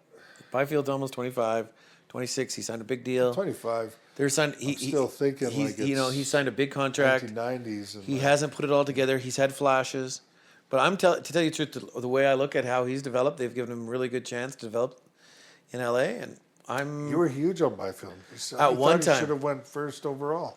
well, not first, but I think second was said good. it. I thought we should have got up to second. I remember we went to go see Norm Macdonald's last show in Calgary, Rip. and, Rest in and peace. Shout out Norm Macdonald, one of the greatest he Canadians ever. destroyed, of course, Norm Macdonald. Turd Ferguson. Yeah, and all you could talk about was Quinton Byfield after the show, and I was like, "Oh my goodness, Quinton Well, Byfield!" This guy must I'm be a sucker something. for center prospects with speed and size. That kid's 6'4", 220. Yeah. He plays at 220 solid, and he's that fast. Yeah. I thought he was going to be more. Honestly, I think it needs to be unlocked with the right winger, and I don't think Kempe is the right winger for him. I don't think Moore is the right winger for him. And You know who else wasn't unlocked with the right wingers? Joe Colburn. Joe Colburn, wicked Cochran kid. Shout out Cochran. Yeah. Joe Colburn. He had one good I season for us. like Joe. He was a first-round pick of the Avalanche. Shout out to Joe when he was a Flame. Yeah, he was decent for us. Apparently, he had bad work ethic. I love all the bad Flames attitude. that come play with it. I love Rasmus Anderson. If he didn't charge $9 million a year, I'd be happy to keep him. But He's going to, though. He wants $9 million a year. I think he's going to get something maybe around 8.5, 8.2. Maybe there's a team that'll give him 9, but he doesn't want to go there. He doesn't, and I think what if we offered him 9 and he said no? and it makes me wonder, like, what are his motives? Like, it seems like if he just wants to sign with Vegas, is he just looking for the lack of tax, the lifestyle that Vegas provides? Is that all he's really after? The location. Sure, the lifestyle. But my thing is, like, don't you want to win? Like, I want my name on that cup. Vegas is a pretty good team. Yeah, they won, sure, but like I argue Minus Pietrangelo that they only won because of Pietrangelo. Pietrangelo at one time was honestly, I still feel he's Canada's best all-around defenseman. And he's going to be a sore thing to when miss. He was at his peak? When he was at not his peak. all time, though. No, not all time. He was in the NHL currently. He's the best Canadian defenseman we have. Yeah. All around. And he plays top 2 minutes. He's legit in his own end. And then on the power play, the guy can run a power play. Like, that's a number one defenseman. And It's we're so going to sad, miss him yeah. in the Olympics because of his injury. I hope he gets well soon. But honestly, I really hope Vegas tanks this year and just has a terrible year so our pick is super high. I know you are a little biased because you absolutely don't like Vegas. No, I don't like the advantage they have on the tax. Fuck you, Zach. And the NHL. Shout out to J-Ro. Shout out to J-Ro, John Roy Loftus, Yeah. commissioner of our Fantasy Hockey League. Yeah. Who's a huge Vegas guy. He is a Vegas guy. And Joe Duckchief here is a huge Vegas guy. Hey, So the only thing we're getting hey, on Joe, the podcast is just Zach causing division amongst like people with red hair and friends. Hey, we went to Vegas. Alberta agreed. Joe and I went to Vegas, and we went last year the year after they won the Cup, and we went to their viewing party outside their stadium, first round of the playoffs. It was pathetic. Vegas is not a hockey town. I wanted it to be. They have a finals appearance. They have a Stanley Cup, but it's just not enough for that market. Well, where did you go this to guy experience enjoyed- this? We went to the stadium, He enjoyed himself. Well, outside the He enjoyed stadium. himself in Vegas, but he hates it. Yeah, I don't like it's Vegas. it's Zach Vegas. doesn't want to go back. It's not about the Strip. The Strip is like the most like non-Vegas thing about Vegas. Well, they're not about That's hockey. actually true. They're not about hockey Because either. the locals don't chill at the Strip. No, Like, I they didn't- go out maybe to have a dinner, maybe on a whatever. But all the locals that love hockey and stuff like that, they're in there with the season tickets or they're at home watching the game. They don't want to be caught up in the Strip. Well, why wouldn't they life. want to be at the viewing party? Like when you go to a viewing party in Calgary and Edmonton, it's a raucous place. I know there's but a million other things to do in Vegas, but I'm just saying they're just not a hockey town. But- and it's sad because but they've that's been the given such thing. an advantage, a leg up, having a champion so early in their inception and their run. But it was sad, and I agree with you though. Real Vegas isn't on the Strip. I like and locals are not going to the Strip to watch a game. Yeah, they're staying at home saying, I could watch my Golden Knights at home. yeah, and that's I'm fair. not going to get bombarded by That's all fair. these tourists and Sure, these that's fair. Canadians who think they're all Canadian. It's fair. They don't like But you know what, redheads for though? some reason. Still, it's an indictment. They didn't show up when their team needed them. They could have contributed to an amazing atmosphere. We're watching the movie Baraka right now. It's really cool visuals. If you've never seen Baraka, it's a really neat documentary. So I want to get back to Edmonton's pain. Why are we talking about our pain? Why are we because talking we have about so much pain. as a Flames fans? Because as Flames fan, even when we do well, like when we make a Stanley Cup final, we still like find a way to Self-deprecate. see the worst of the worst happen to us. Like Because 2004 is missed so goal, fresh. having a guy you lost for nothing, score the OT winner in Game 6, and then go on to win MVPs. It's just the pain we have to endure. Your highest pick ever. Yeah, never going above top 4 when the guys north of you are getting first like every year. Seemingly. And like we're supposed to be in the same boat of sucking, but yet these guys are getting first all the time. And like even now, like you're looking at it right now, they get Wayne Gretzky, they get Connor McDavid, You know, unfortunately, if Connor McDavid cannot pull through this year, it's going to be the greatest travesty in any franchise to have a player like Connor McDavid go through your franchise and you couldn't win a couple more games to get him that Stanley Cup. So he's going to have to go somewhere else, kill their cap, and never win like what happened to Wayne Gretzky. So it's sad. Wayne Gretzky left with, 4 cups? And Connor McDavid's leaving Edmonton with basically, donut mill. Some pocket change compared to his next contract. And, a bunch of guys with about his jersey, That's about it. Yeah, I am so ready for this. I am showing up for this. I am so excited that we are nearing the end of his contract because I've been telling Edmonton fans for years, if you guys couldn't win, while he's here on his deal, he is going to leave. He's going to use every excuse he can to get out of Edmonton. You guys have dropped the boat significantly, losing Broberg, losing Holloway, losing Fogle, not picking up a goaltender. You asked me if Pickard and you asked me if Skinner are the goaltending solution there. I have told you no so often because they are not. They've shown they are not capable of being that caliber of goalie they need.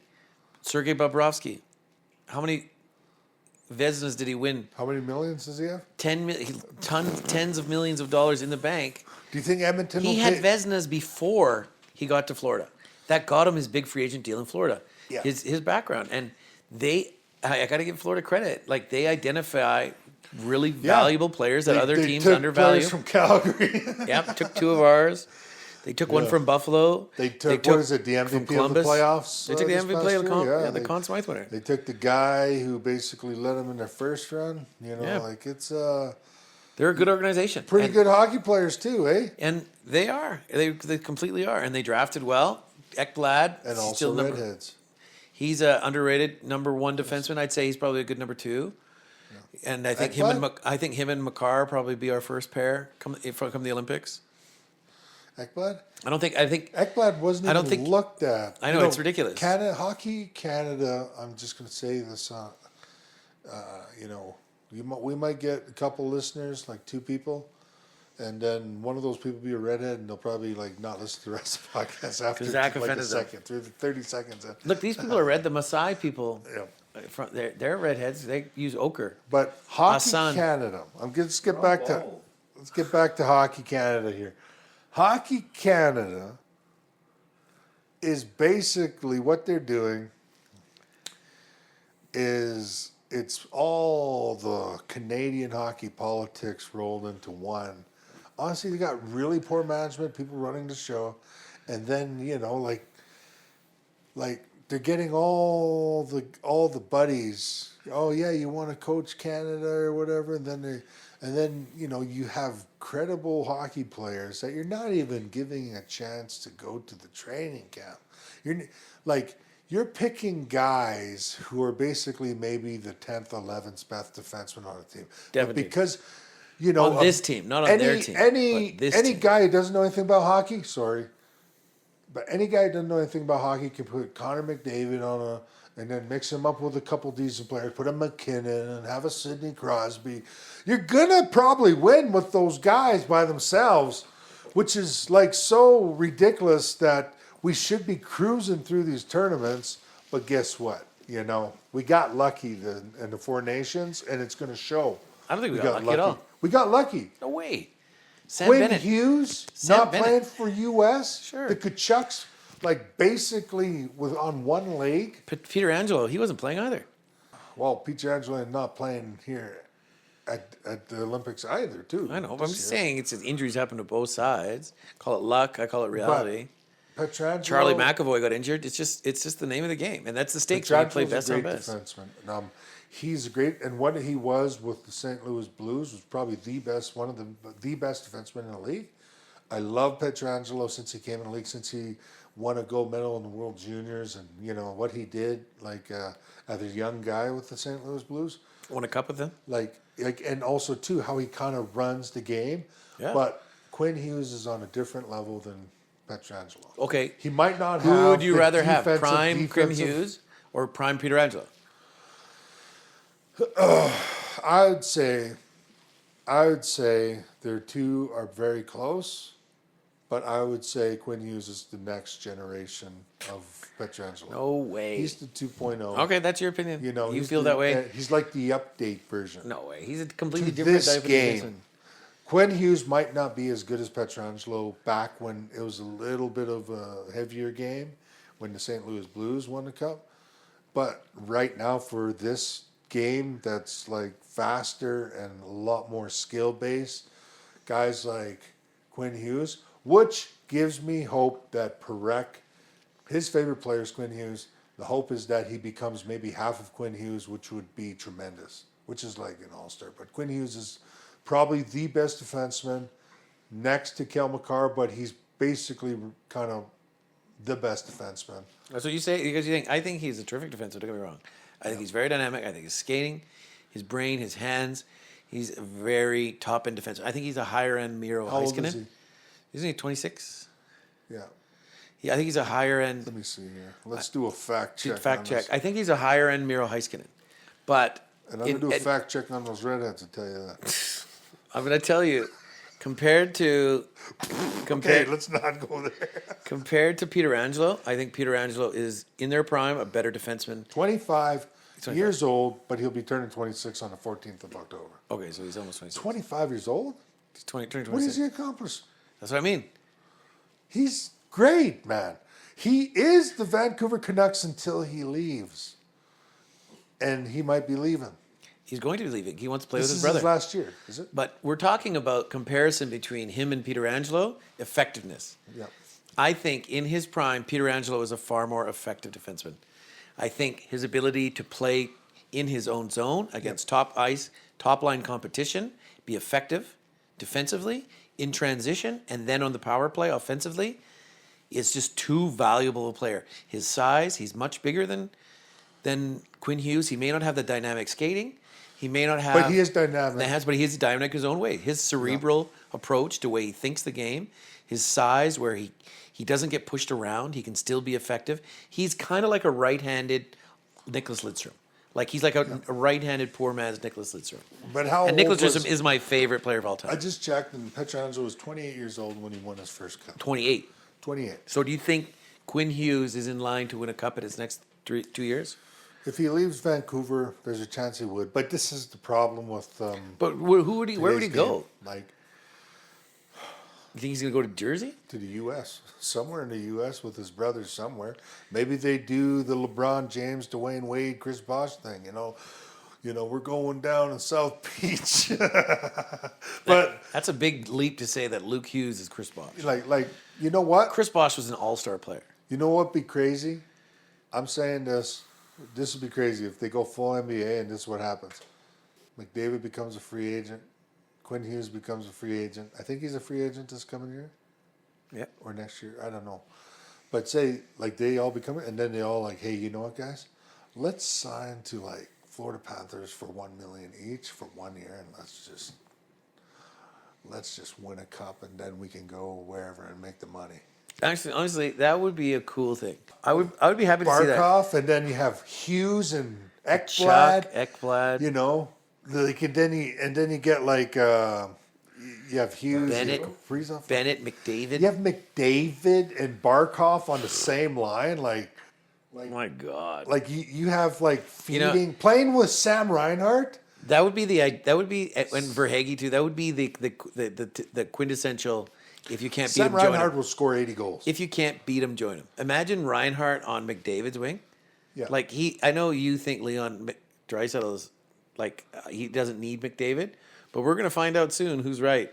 I think Yes. Draisaitl is not Draisaitl without McDavid. No. And I you've think got it Reinhart. backwards. I think Reinhart is Oiler fans, listen to this. Draisaitl. Oiler fans, if you are still tuned Playing in with McDavid. and you're still taking abuse, willing to hear the abuse and hopefully comment, subscribe.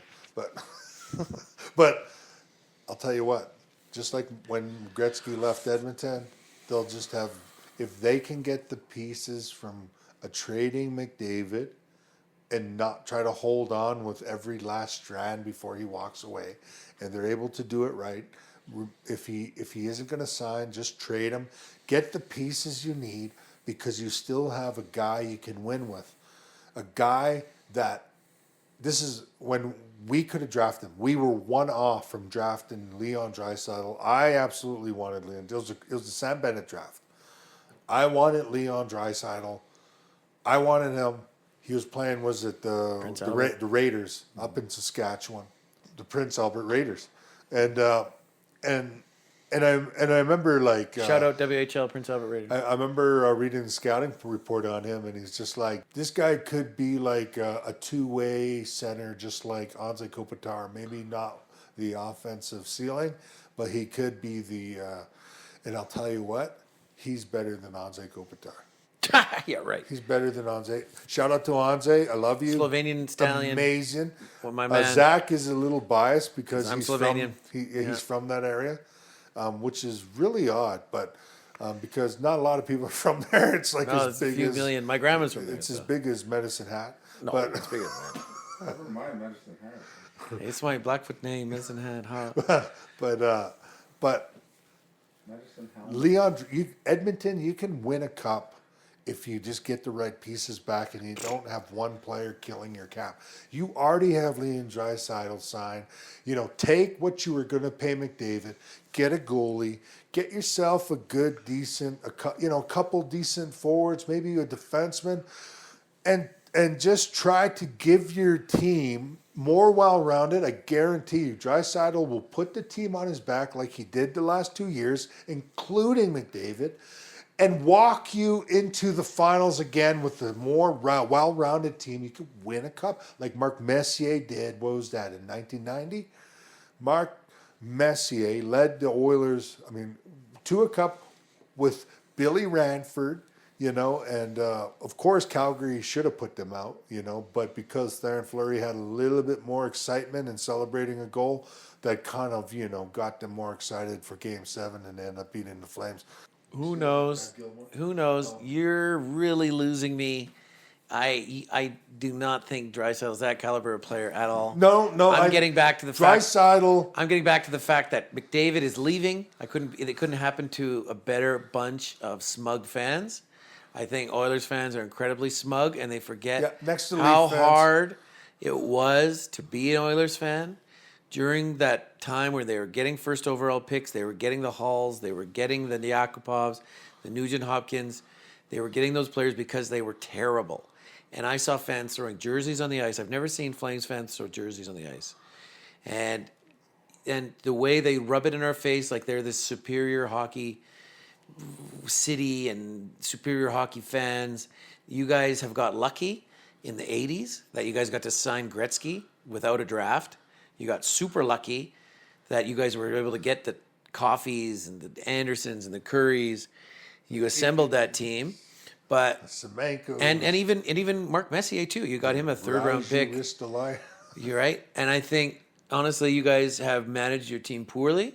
I think losing Broberg and Holloway was a massive mess up. Losing Fogle was a solid depth piece that you guys tried to put money into more depth scoring that was over the hill, and it backfired on you. You guys could have really used Fogle in the playoffs. And then your goaltending. You guys have cheaped out. John Gibson was there. Askarov was there. Askarov or Saros were there. I think a better deal was there to be made to support that group of forwards you had. You guys weren't all in. And then you guys hire terrible people like Evander Kane. You hire Stan Bowman. And now you're thinking about Carter Hart. I think it's just bad on top of bad. And I couldn't be happier that McDavid's going to leave. Our kryptonite is going to leave. And I look forward to seeing if Draisaitl can live up to what Tim thinks of him. Draisaitl is the modern Mark Messier. Yeah, right. He's going to go to New York. How many fights has he ever been in? New York. How many fights has he ever been in? And then he's going to go to Vancouver. He's never won a cup. And then he's going to go back to New York. Has Draisaitl ever been in a fight? And join McDavid on their last run together. Mark Messier was a serious tough guy. Like the guy. How many penalty minutes? We did a deep dive into players who have over 1,000 penalty minutes and over 1,000 points. Yeah. Mark Messier stands almost alone.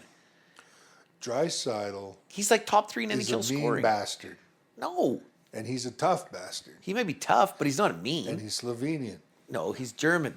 You're talking about Anze Kopitar. Oh, Anze Kopitar. Oh, yeah. Anze Kopitar is far better than Not far better. Not far. Like, far better. Anze Kopitar wins Selkies. Anze Kopitar He is wins next Selkies. to Bergeron. After Bergeron retired, Yes. Anze Kopitar is the best defenseman.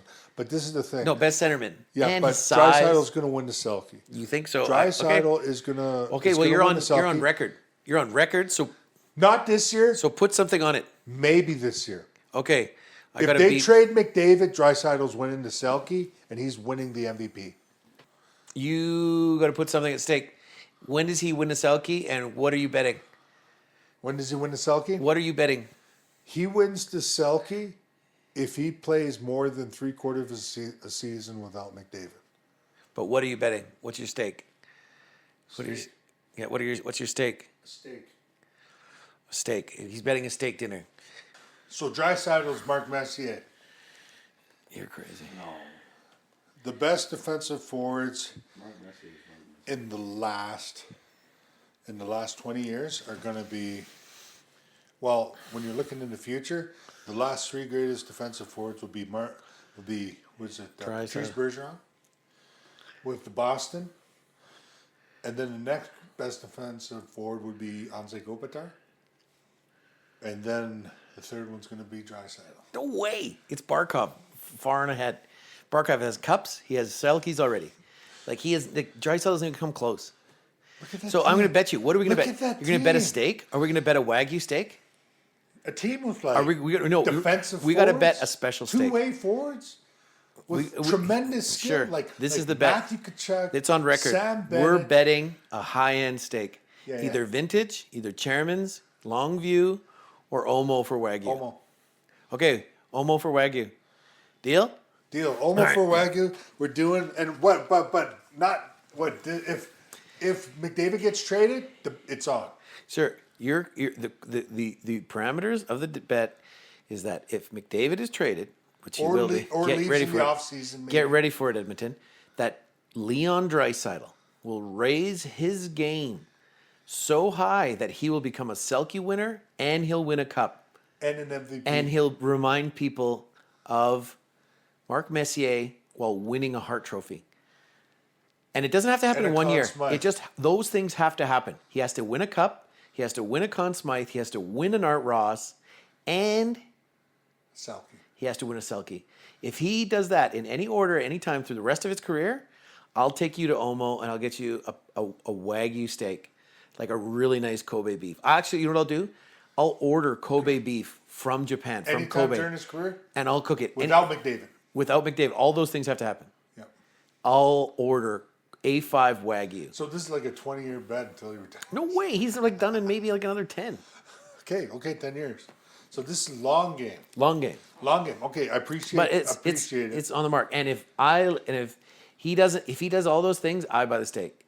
He doesn't do those things, and you buy the steak. And he starts declining to the point of where like he's basically done. It's over. Yeah. And if he gets to the point where it's obvious he's never going to do any of those things, we don't have to wait 10 years. You can just buy me a steak. But you'll buy me a steak. He's going to do it. You're going to buy me a steak. I know you believe this. You get this. You right. are ardent in your love for Leon Draisaitl. I get it. Like we should have had him in Calgary. Edmonton should coulda. have picked Sam Bennett. You would have been pesky Sam because they would have did whatever he wanted. They wouldn't have threw him on the fourth line wing like Flames did. Actually, it's actually interesting to think of it. Like, what would Sam Bennett have looked like had Edmonton picked him and he got to play with McDavid? And he got all the ice on the guarantee you world. he'd have numbers like Draisaitl. Like no.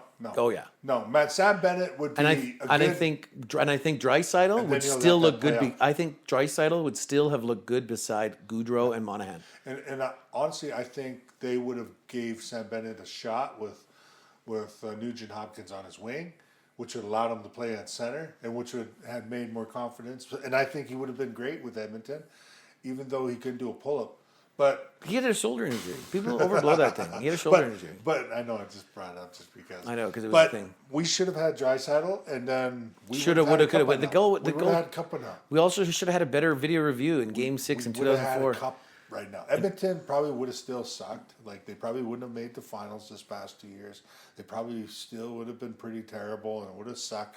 And then and Connor McDavid would have asked for a trade 2 years ago, you know. But the reality is Edmonton. I know there's some Edmonton fans out there. Okay, you have to accept that McDavid is probably out. Yeah. You have to get something. You have to get something in return. Okay, for then who are you trading him to? Okay, the only have people, to get something the in only return for the him. only teams I would trade him to are probably Phoenix. Oh, sorry, Utah. I would probably trade him to San up to Jose. McDavid. I would trade him to San Jose, Utah. Edmonton doesn't have a choice. It's up to McDavid where he wants to go because No. he's a full. They have a He choice. has a full no trade. They have a choice. They could trade him just like we could trade Erasmus to anyone. Well, no, but Rasmus has. But you'll get a has bigger- He has like. You'll get a bigger restrictions. return. Yeah, There's only you'll get a certain bigger teams. return if he goes to a place Yeah, that he's going to resign. but he has a full no move. But the thing is, sure, and so does McDavid. But No, McDavid not Rasmus. Rasmus has restricted, Limited, yeah. But so he has to produce a list if they ask. But he already told them. Well, allegedly said, "Well, I'm not signing there." So the team pulled out their offer. But apparently, allegedly. But if you look at it, McDavid, like Wayne Gretzky, they have to go to him and say, Are you going to sign? Where do you If wanna not, go? we got to put you where you're going to go. And that's what if it's like a Here's Jerome McGinley, where we 19 traded for million. we got Ben Hanowski. If I was the Edmonton Oilers, I'd go up to McDavid right now and say, "Here's 19 million. Here's 10% of the franchise. Will you sign with us for another 8 years?" That's a fair deal. and say we can't give you the 20 million in 2 years when the cap goes up, but we can give you a stake in our franchise because if you play great for us and you bring a cup to Edmonton anywhere in this contract, you're going to be making more money by owning this team. And then, you could stay on board, you could sell down the road and retire. No, I agree with you. And I think that's the best deal. and if he says no, then this is what you do. Okay, where do you want to go? And we'll make it happen. Because there is like 31 other teams that would lather themselves for McDavid and give up whatever haul that could get him. But what Edmonton, the thing about it, Edmonton can only trade him to the team he wants to go because He's in control. Like Wayne Gretzky. He's in the power. He has an NMC, complete 31 team NMC.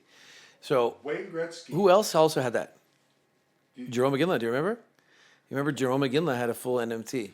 And what did we tell Jerome? We said, we'll put you on a team situation that you feel you have the best chance to win a cup. And what happened? That pigeonholed us to few teams, right? And then Zach, who did we end up getting? Are you comparing McDavid to Jerome McGinley? No, McDavid wishes. He wishes. Jerome McGinley was traded 2 years too late. He should have been traded 2 years earlier when he scored 40-some goals. He was traded 2 years too late. And what did we end up? Ben Hanowski and Matt Bartkowski and all the Houskies. No, we got Hanowski and we got a late first. Nothing. We turned that late first into what that French guy who had the drinking problem. Poirier. Yeah, Emile Poirier. Poirier. He was pouring them too many times a day. Who was released by the team, picked up by St. Louis, released by St. Louis. And I didn't check on where Emile is. Shout out to Emile Poirier. We got him in the Joe McGinley trade. Hopefully, Emile, you've stopped so drinking much for Joe McGinley. and you've got your life back together. We got nothing for Joe McGinley. And imagine Edmonton Oilers Getting nothing for you him? could get less than what we got for McGinley. They could. They You know? could.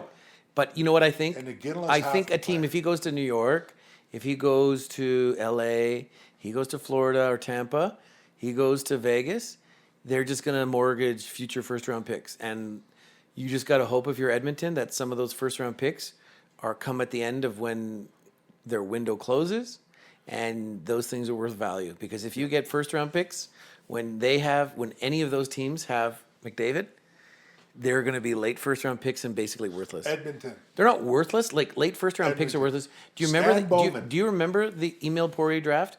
We had 3 first-round picks. Yeah. We had that one kid from Lethbridge. We We got drafted Morgan Klimchuk. Yeah. Yeah. Emile Poirier, and Sean Monahan. We tried to move up to number 1 to pick up McKinnon.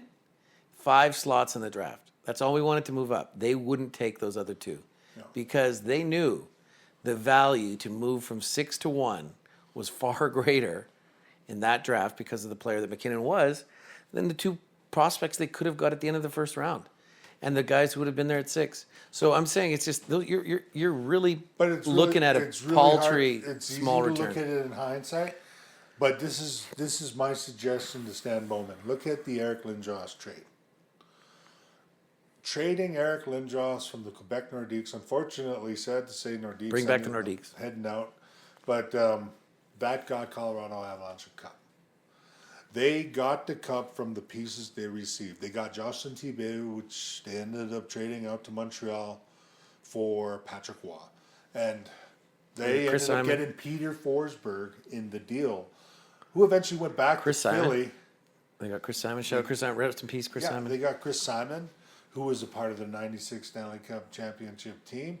And the 2004 Flames winning Stanley Cup winning championship. Oh, yes. And second leading scorer in our playoffs. Chris Simon would have been the first guy, if we were to have like someone famous on this podcast, it would have been him. It would have been Chris Simon. If he'd somebody. Rest in peace. Rest in peace. You know, was it Wawa, Manitoba?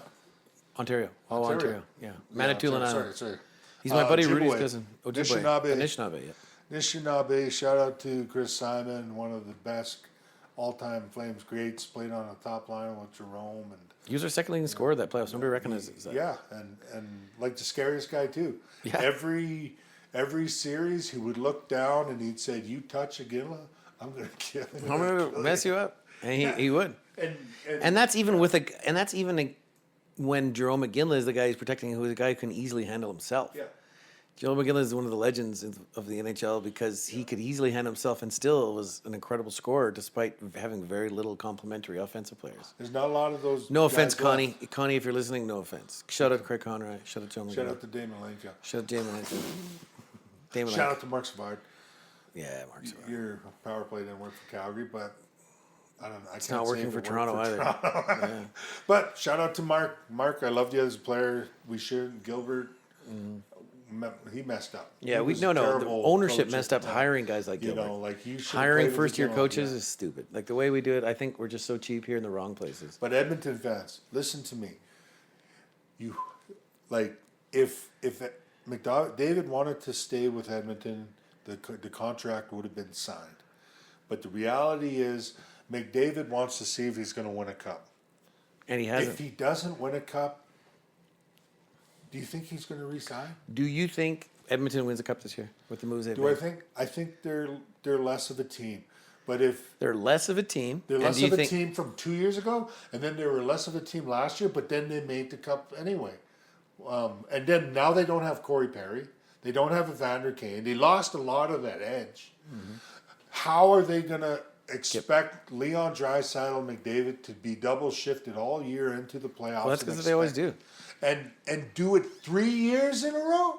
Like, the wheels are going to fall off. So I'm telling you right now, Edmonton fans, if you offer him a max contract, you offer him a stake in the team, he says no, you tell him where do you want to go. And then you look at the blueprint of what Quebec got for Eric Lindros. You won't get that. You can't get that. You won't get that. There is There ways is no you can Peter get- Forsberg out there. Well, There's no Peter McDavid Forsberg. is the best player in the game. Yeah, but there's no Peter He Forsberg. sets the market. Yeah, there's no He Peter. sets the market. The only type of Peter Forsberg equivalent talents are in terrible franchises who've been stockpiling picks. Do you think he's going to go to any of those teams? No, If he's smart, honestly, if he's smart, if I were McDavid and I wanted to win, I'd say put me in San Jose. San Jose, then say, okay, I want Okay. Dickinson. Okay, I say- want Dickinson. I want Chernyshov. I want a few guys. If he goes play with Macklin Celebrini, Will Smith, he goes plays with Quentin Musty. He won't go there. He goes plays. He might. And Askarov. That's a team on the rise. You think McDavid wants to go from the Stanley Cup Finals to the San Jose Sharks, Man, they're a who've team. been at the bottom of the bottom. Man, they're a team on the upswing. The amount of young Upswing, talent they're like last and last in they the have, league. the amount of young talent they have on their team, like it is going to mature soon, and they are going to be a force because that's what you do. You acquire young talent, get them on cheap contracts, and then you eventually support them with key veterans like they did with Toffoli. Yeah. You have a guy like Askarov who looks like a good goalie. You know, you have some key pieces there. So let's You know, say I trade. You know, He's not going would to you San trade? Jose. Would you trade? Would He's not you going. trade Michael Misa and Sam Dickinson and future firsts for Connor McDavid? I'll trade the entire franchise for McDavid if McDavid even has the words of come out as when they asked him, where do you want to go? And he goes, oh shit. He's not going to San Jose. He might. Like, depends on what he wants. No, tax. Depends Tax the team. Sure. Like he doesn't want to go play with a bunch of these kids and try to teach them, like what he's been doing for the last like half a decade with him and Leon, teaching these guys how to win or just carrying them. He doesn't want to go there and then have these kids like deer in the headlights when they make the playoffs and like, oh, where's Celebrini? Where's all that? We don't really know what they could be. But by the time they're actually at their peak, McDavid will be on the low swing of his career. He's going to want to go to the obvious places. You don't know that. Like, I think Celebrini with a guy like McDavid playing ahead of him develops a lot faster. So Let's just say he goes, like, what if he says Toronto? Okay, if he goes to Toronto, who's he going to play with? He's going to have to take a smaller deal. He's going to try to fit in there against Matthews, who's not a playoff performer. They don't have Marner. He's going to try to get chemistry with Nylander. Wait. And then who's your defense? And who's your You goaltender? think Stoller? Matthews is just as good, like Draisaitl. Do you think Draisaitl's better than Matthews? I do think that Leon Draisaitl is a better overall hockey player than Austin Matthews. Yeah. I think Do you Austin Matthews is a good Austin scorer. Matthews would be better with Connor McDavid on the team. Anybody would be better with Connor McDavid. And I think Austin Matthews could be better. Austin Matthews is an incomplete one-dimensional player and who doesn't raise his game when it matters the most. Leon Draisaitl can do that somewhat. Yeah. So I think it depends on what Connor McDavid wants. He's got all the cards, and I think the only shot they have to keep him is you got to offer him a stake in the team, like you're saying. I think Well, that'd be a that's the good only way to do strategy. it. I think that's the only way to do it. I think that's a good strategy. I think the only other was maybe Pittsburgh did it with Mario Lemieux No, he came on his own after after. he retired. Okay. Yeah. But he came to save the team. Yeah. Right? But the only other recorded time that supposedly happened was when Boston Bruins were re-signing Bobby Orr before he went to Chicago. But Eagleson, believe it was his agent at the time, didn't like Harry Sinden. And basically, Harry Sinden made the offer of, 15% stake in the Boston Bruins, including whatever million in contract. And Bobby Orr's knees were basically out. But Talk about what ifs. Imagine the guy Bobby, didn't tell Bobby Orr the deal. tell He said, well, Boston didn't offer anything. Chicago, I don't know how that story is, but that's how I heard it. And I'm like thinking, if that's true, bro, the saddest thing is Bobby Orr retiring as a Chicago Blackhawk, just almost a shadow of who he was. The greatest player of all time. Well, sadly, it happens to the best of us. Time catches Well, up. And Bobby was the greatest sadly, of all time. imagine Bobby Orr. I disagree. I think he was you're wrong. He was a Bobby was the game-changing greatest player. all-time. He was a game-changing player. He changed the way hockey was played. Revolutionized. I'd say that same the thing entire about game. Lemieux. I'd say Lemieux was probably a better player than Bobby Orr.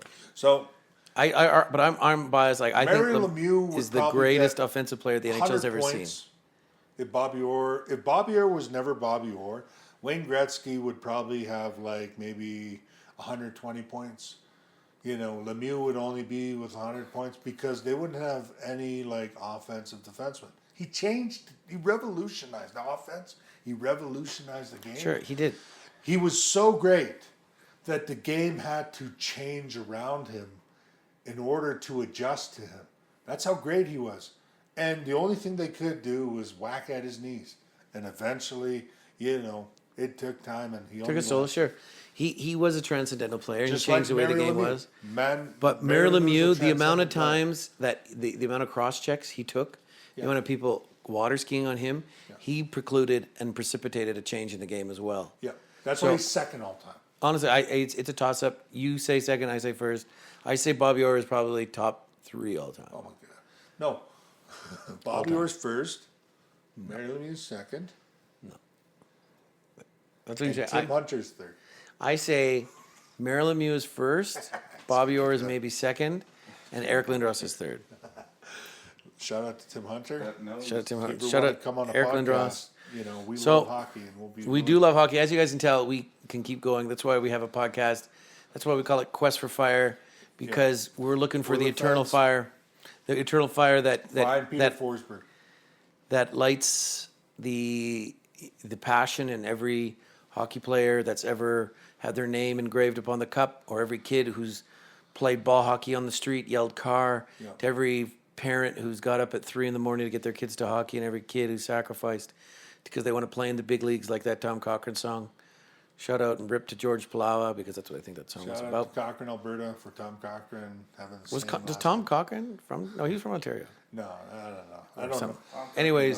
Anyways, I think this is you guys see why we have a podcast here, but we got a lot of interest in many places, and we're not just hockey focused here. We're gonna try to bring some musicians on, some of our friends on. Talk about different things in the Yeah. third period, and Overtime too, if it gets there. Overtime too, Yeah.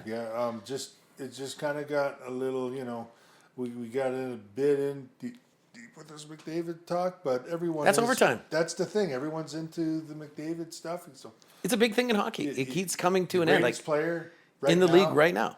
Right now, the best player in the league.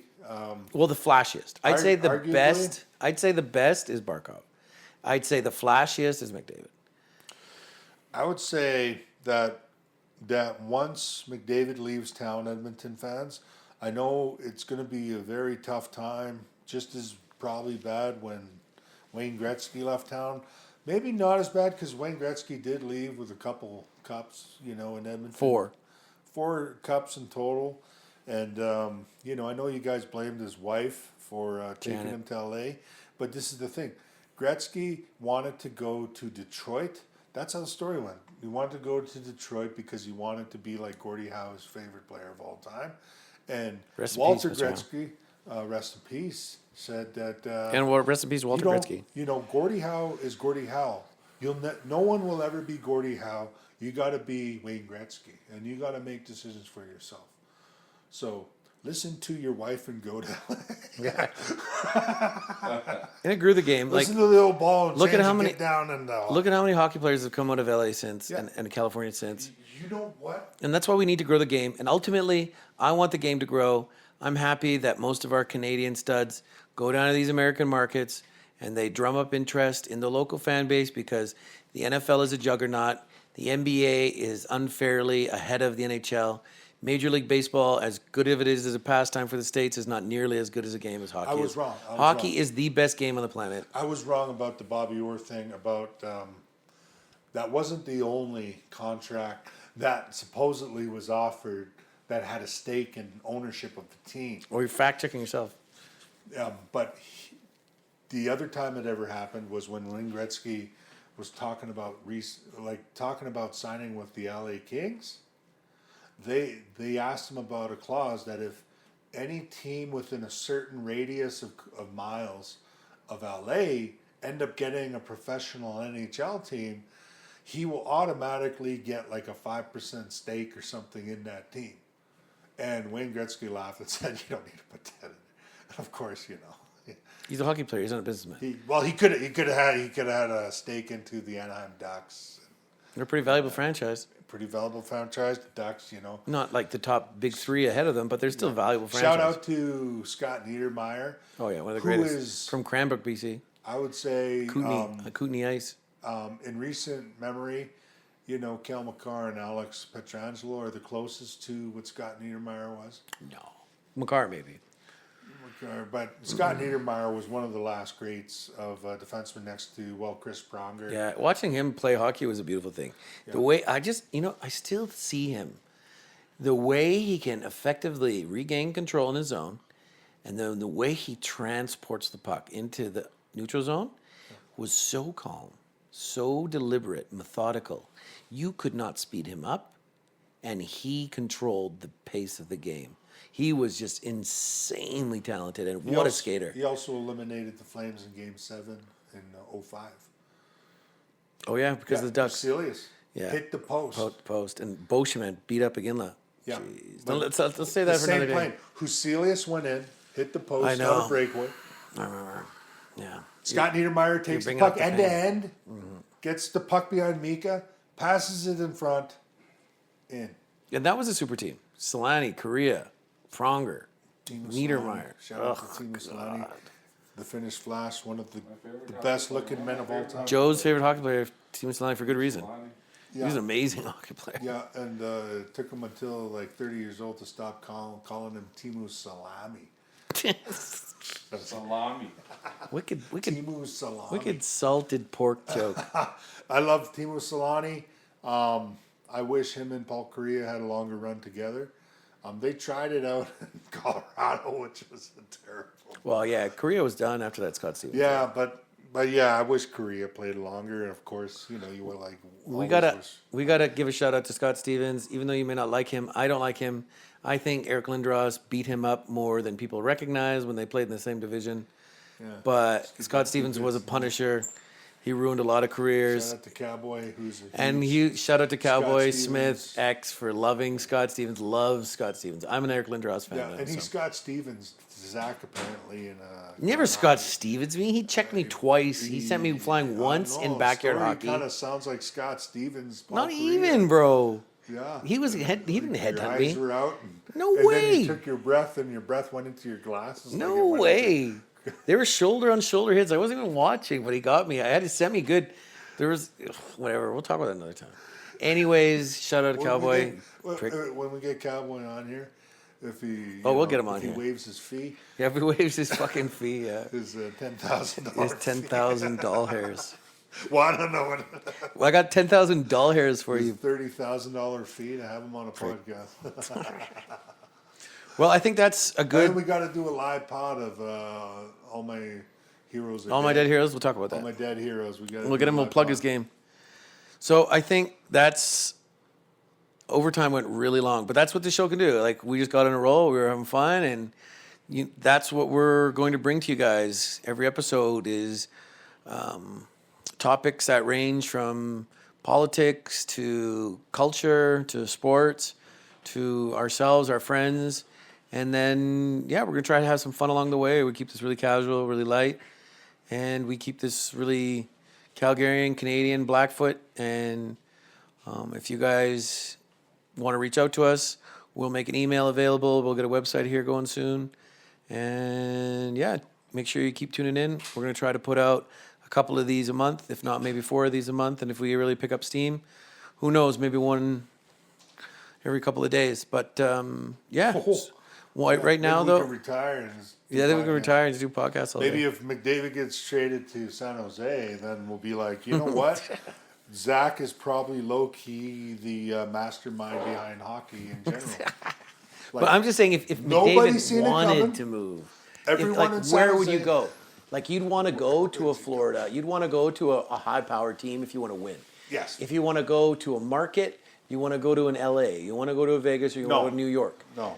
But I think he wants Toronto, and I think he wants to play at home in the biggest market in the NHL, and I think he wants to win there. But right now, that team is not suited to win, and they don't have the assets. Yeah. So he's got to look at it like, am I go there? They trade a bunch. Who am I going to play with? I'm thinking it's for McDavid, it's Vegas, it's Toronto, it's Florida, or New York. Yeah, I'd agree with you. And then we got to bet. I don't think LA's in the picture. I think it is just because it's LA. Well, I think Wayne You can't tell me his Gretzky- influencer I think wife his wouldn't wanna go dad's there. going to be like, you know what, Wayne Gretzky was his own man. You're Connor McDavid. Go to Vegas where your wife wants. I don't know. Well, we got a bet on the table. We got it. You have Yeah. You want This you? is We got the Wagyu. career of Leon Draisaitl. His career. Shout out if we ever have an Edmonton Oiler on this podcast, it's either going to be what Doug Wade or no, I'm just kidding. Todd Marchand. Tom Marchand. No, we're never having an Oiler on this podcast. Maybe if they're an ex-Oiler. Oh, you know what? I'll have Leon Draisaitl on this podcast Maybe I'm taking a vacation that week. just but- so that I could tell him that, you know what, I wanted him at 4. But things don't work out that way, but Tim. unfortunately, you ended up in Edmonton, Unfortunately, and indeed. you got teased by the cup. Twice But you teased. were able to win it without McDavid, so we're Oh, he's about to win it without McDavid. He's about to win it without McDavid. Listen to Tim. see, this is the glowing thing. praise. Peter Glowing Forsberg, optimism. Sergei Fedorov, you know, it's like that. It's like that. It's like that thing where like you have Joe Sakic, Peter Forsberg, you know. No. What? It's not. Yeah, Joe Sakic wasn't in. No. Joe Sakic is a terrific player. Yeah. Peter Forsberg with Trent, he was an amazing player. But let's be honest, that team was a super team that they had going into Colorado because the NHL wanted that franchise to get off the ground and running, wanted that fan base to be super excited. It wasn't that easy. It was. It was that easy. Critical moves Bork, done Blake, by the Quebec Nordiques. Blake. Because Nordiques were on the way already to. Yeah, have a super don't team. bring up old wounds. They Like had I'm Owen sore. Nolan, Matt Sundin, Sandis Ojolinch, Ron Tugnut. Tugger Nuts. Yeah, you know they Simon. set that team up to win. They Joe just Sakic. left a little. Joe Sakic. If they just stayed in Quebec a couple more years. Imagine that 3 centers. Imagine a 3-headed monster of Matt Sundin, Joe Sakic, and Peter Forsberg. Holy smokes! Talk about center depth. in their prime. In their prime, they would have had. In the prime And you had of their Owen life. Nolan on a wing. And Owen Nolan, I don't care what you say about him, he was a rugged power forward, 50-goal scorer. He was an elite. Shout out Owen Nolan And on the Matt Flames. Sundin, yeah. And Owen Nolan did play for us for a year. Shout out Owen Nolan, played for Daryl Sutter in did play for San them. Jose. Shout out to Zach for calling San Jose the destination for comedy. Actually, I think it's the Don't most take logical. it back. I'm not. I think it's the most logical because they have the most to give in the trade, and then they have the best collection of young talent to support McDavid. They're not going to have any young talent there when he gets there. Yeah, they will. That's what I'm They're saying. gonna trade him If you all. trade Michael Misa and Chernyshov, Are you I would. taking Michael Misa for the best player in the game? It's a lot better than Ben Hanowski. It's better than Ben Hanowski. Who else is being offered? McDavid is better than Jerome McGinley. Who else is on the table? Is what I'm saying. There's nobody else on the table. There was plenty. New on the York table. doesn't have anybody like that. Vegas doesn't have anybody like that. Florida doesn't have anybody like that. So you see what I'm saying? There's the teams who Well, he'd look at want this. to go What- to. What if he says, "I nothing go to to Florida"? pay. What if I turn on the Edmonton fans and I'm going to Florida? And he goes to Florida. Guess who's coming back? So- What if Florida gives up? Florida gives up like Lundell, gives up gives up Sam Bennett, and a defenseman and a prospect. They'll never get Bennett. Lundell would have to be part of the package, but there's nothing else. There's nothing else in the pipe. There's nothing else in the pipe. Yeah, but in the end, it's McDavid saying, "Okay, I want to go here," and Yeah, we Oilers agree that. are going to have to make it work. We agree with that. And I think you scored in overtime saying the only deal that McDavid will sign in Edmonton is if they offer a stake in the ownership. Again, that's it. That needs to be a thing. So I got an assist on that. I think I agree with you. I assist that goal. I think that's the point. That's the game winner. Thank you for tuning in to our first official podcast of Quest for Fire podcast, hosted by Zach May and Tim Lohorn. We hope you guys enjoyed it. Get used to more of this. And thank you so much for tuning in. And I hope wherever you are, you're living a good life, a grateful life, Yeah. and are thankful for everything you have. Thank Because you. we're thankful for we you. love you all. We love redheads. We love indiscriminately. We appreciate that Joe's here. Joe Uncle says- Randolph is here in the background. Uncle Randolph says, get a Mutson. That means until I see you again. Okay, until the next time, everybody. We're on a quest for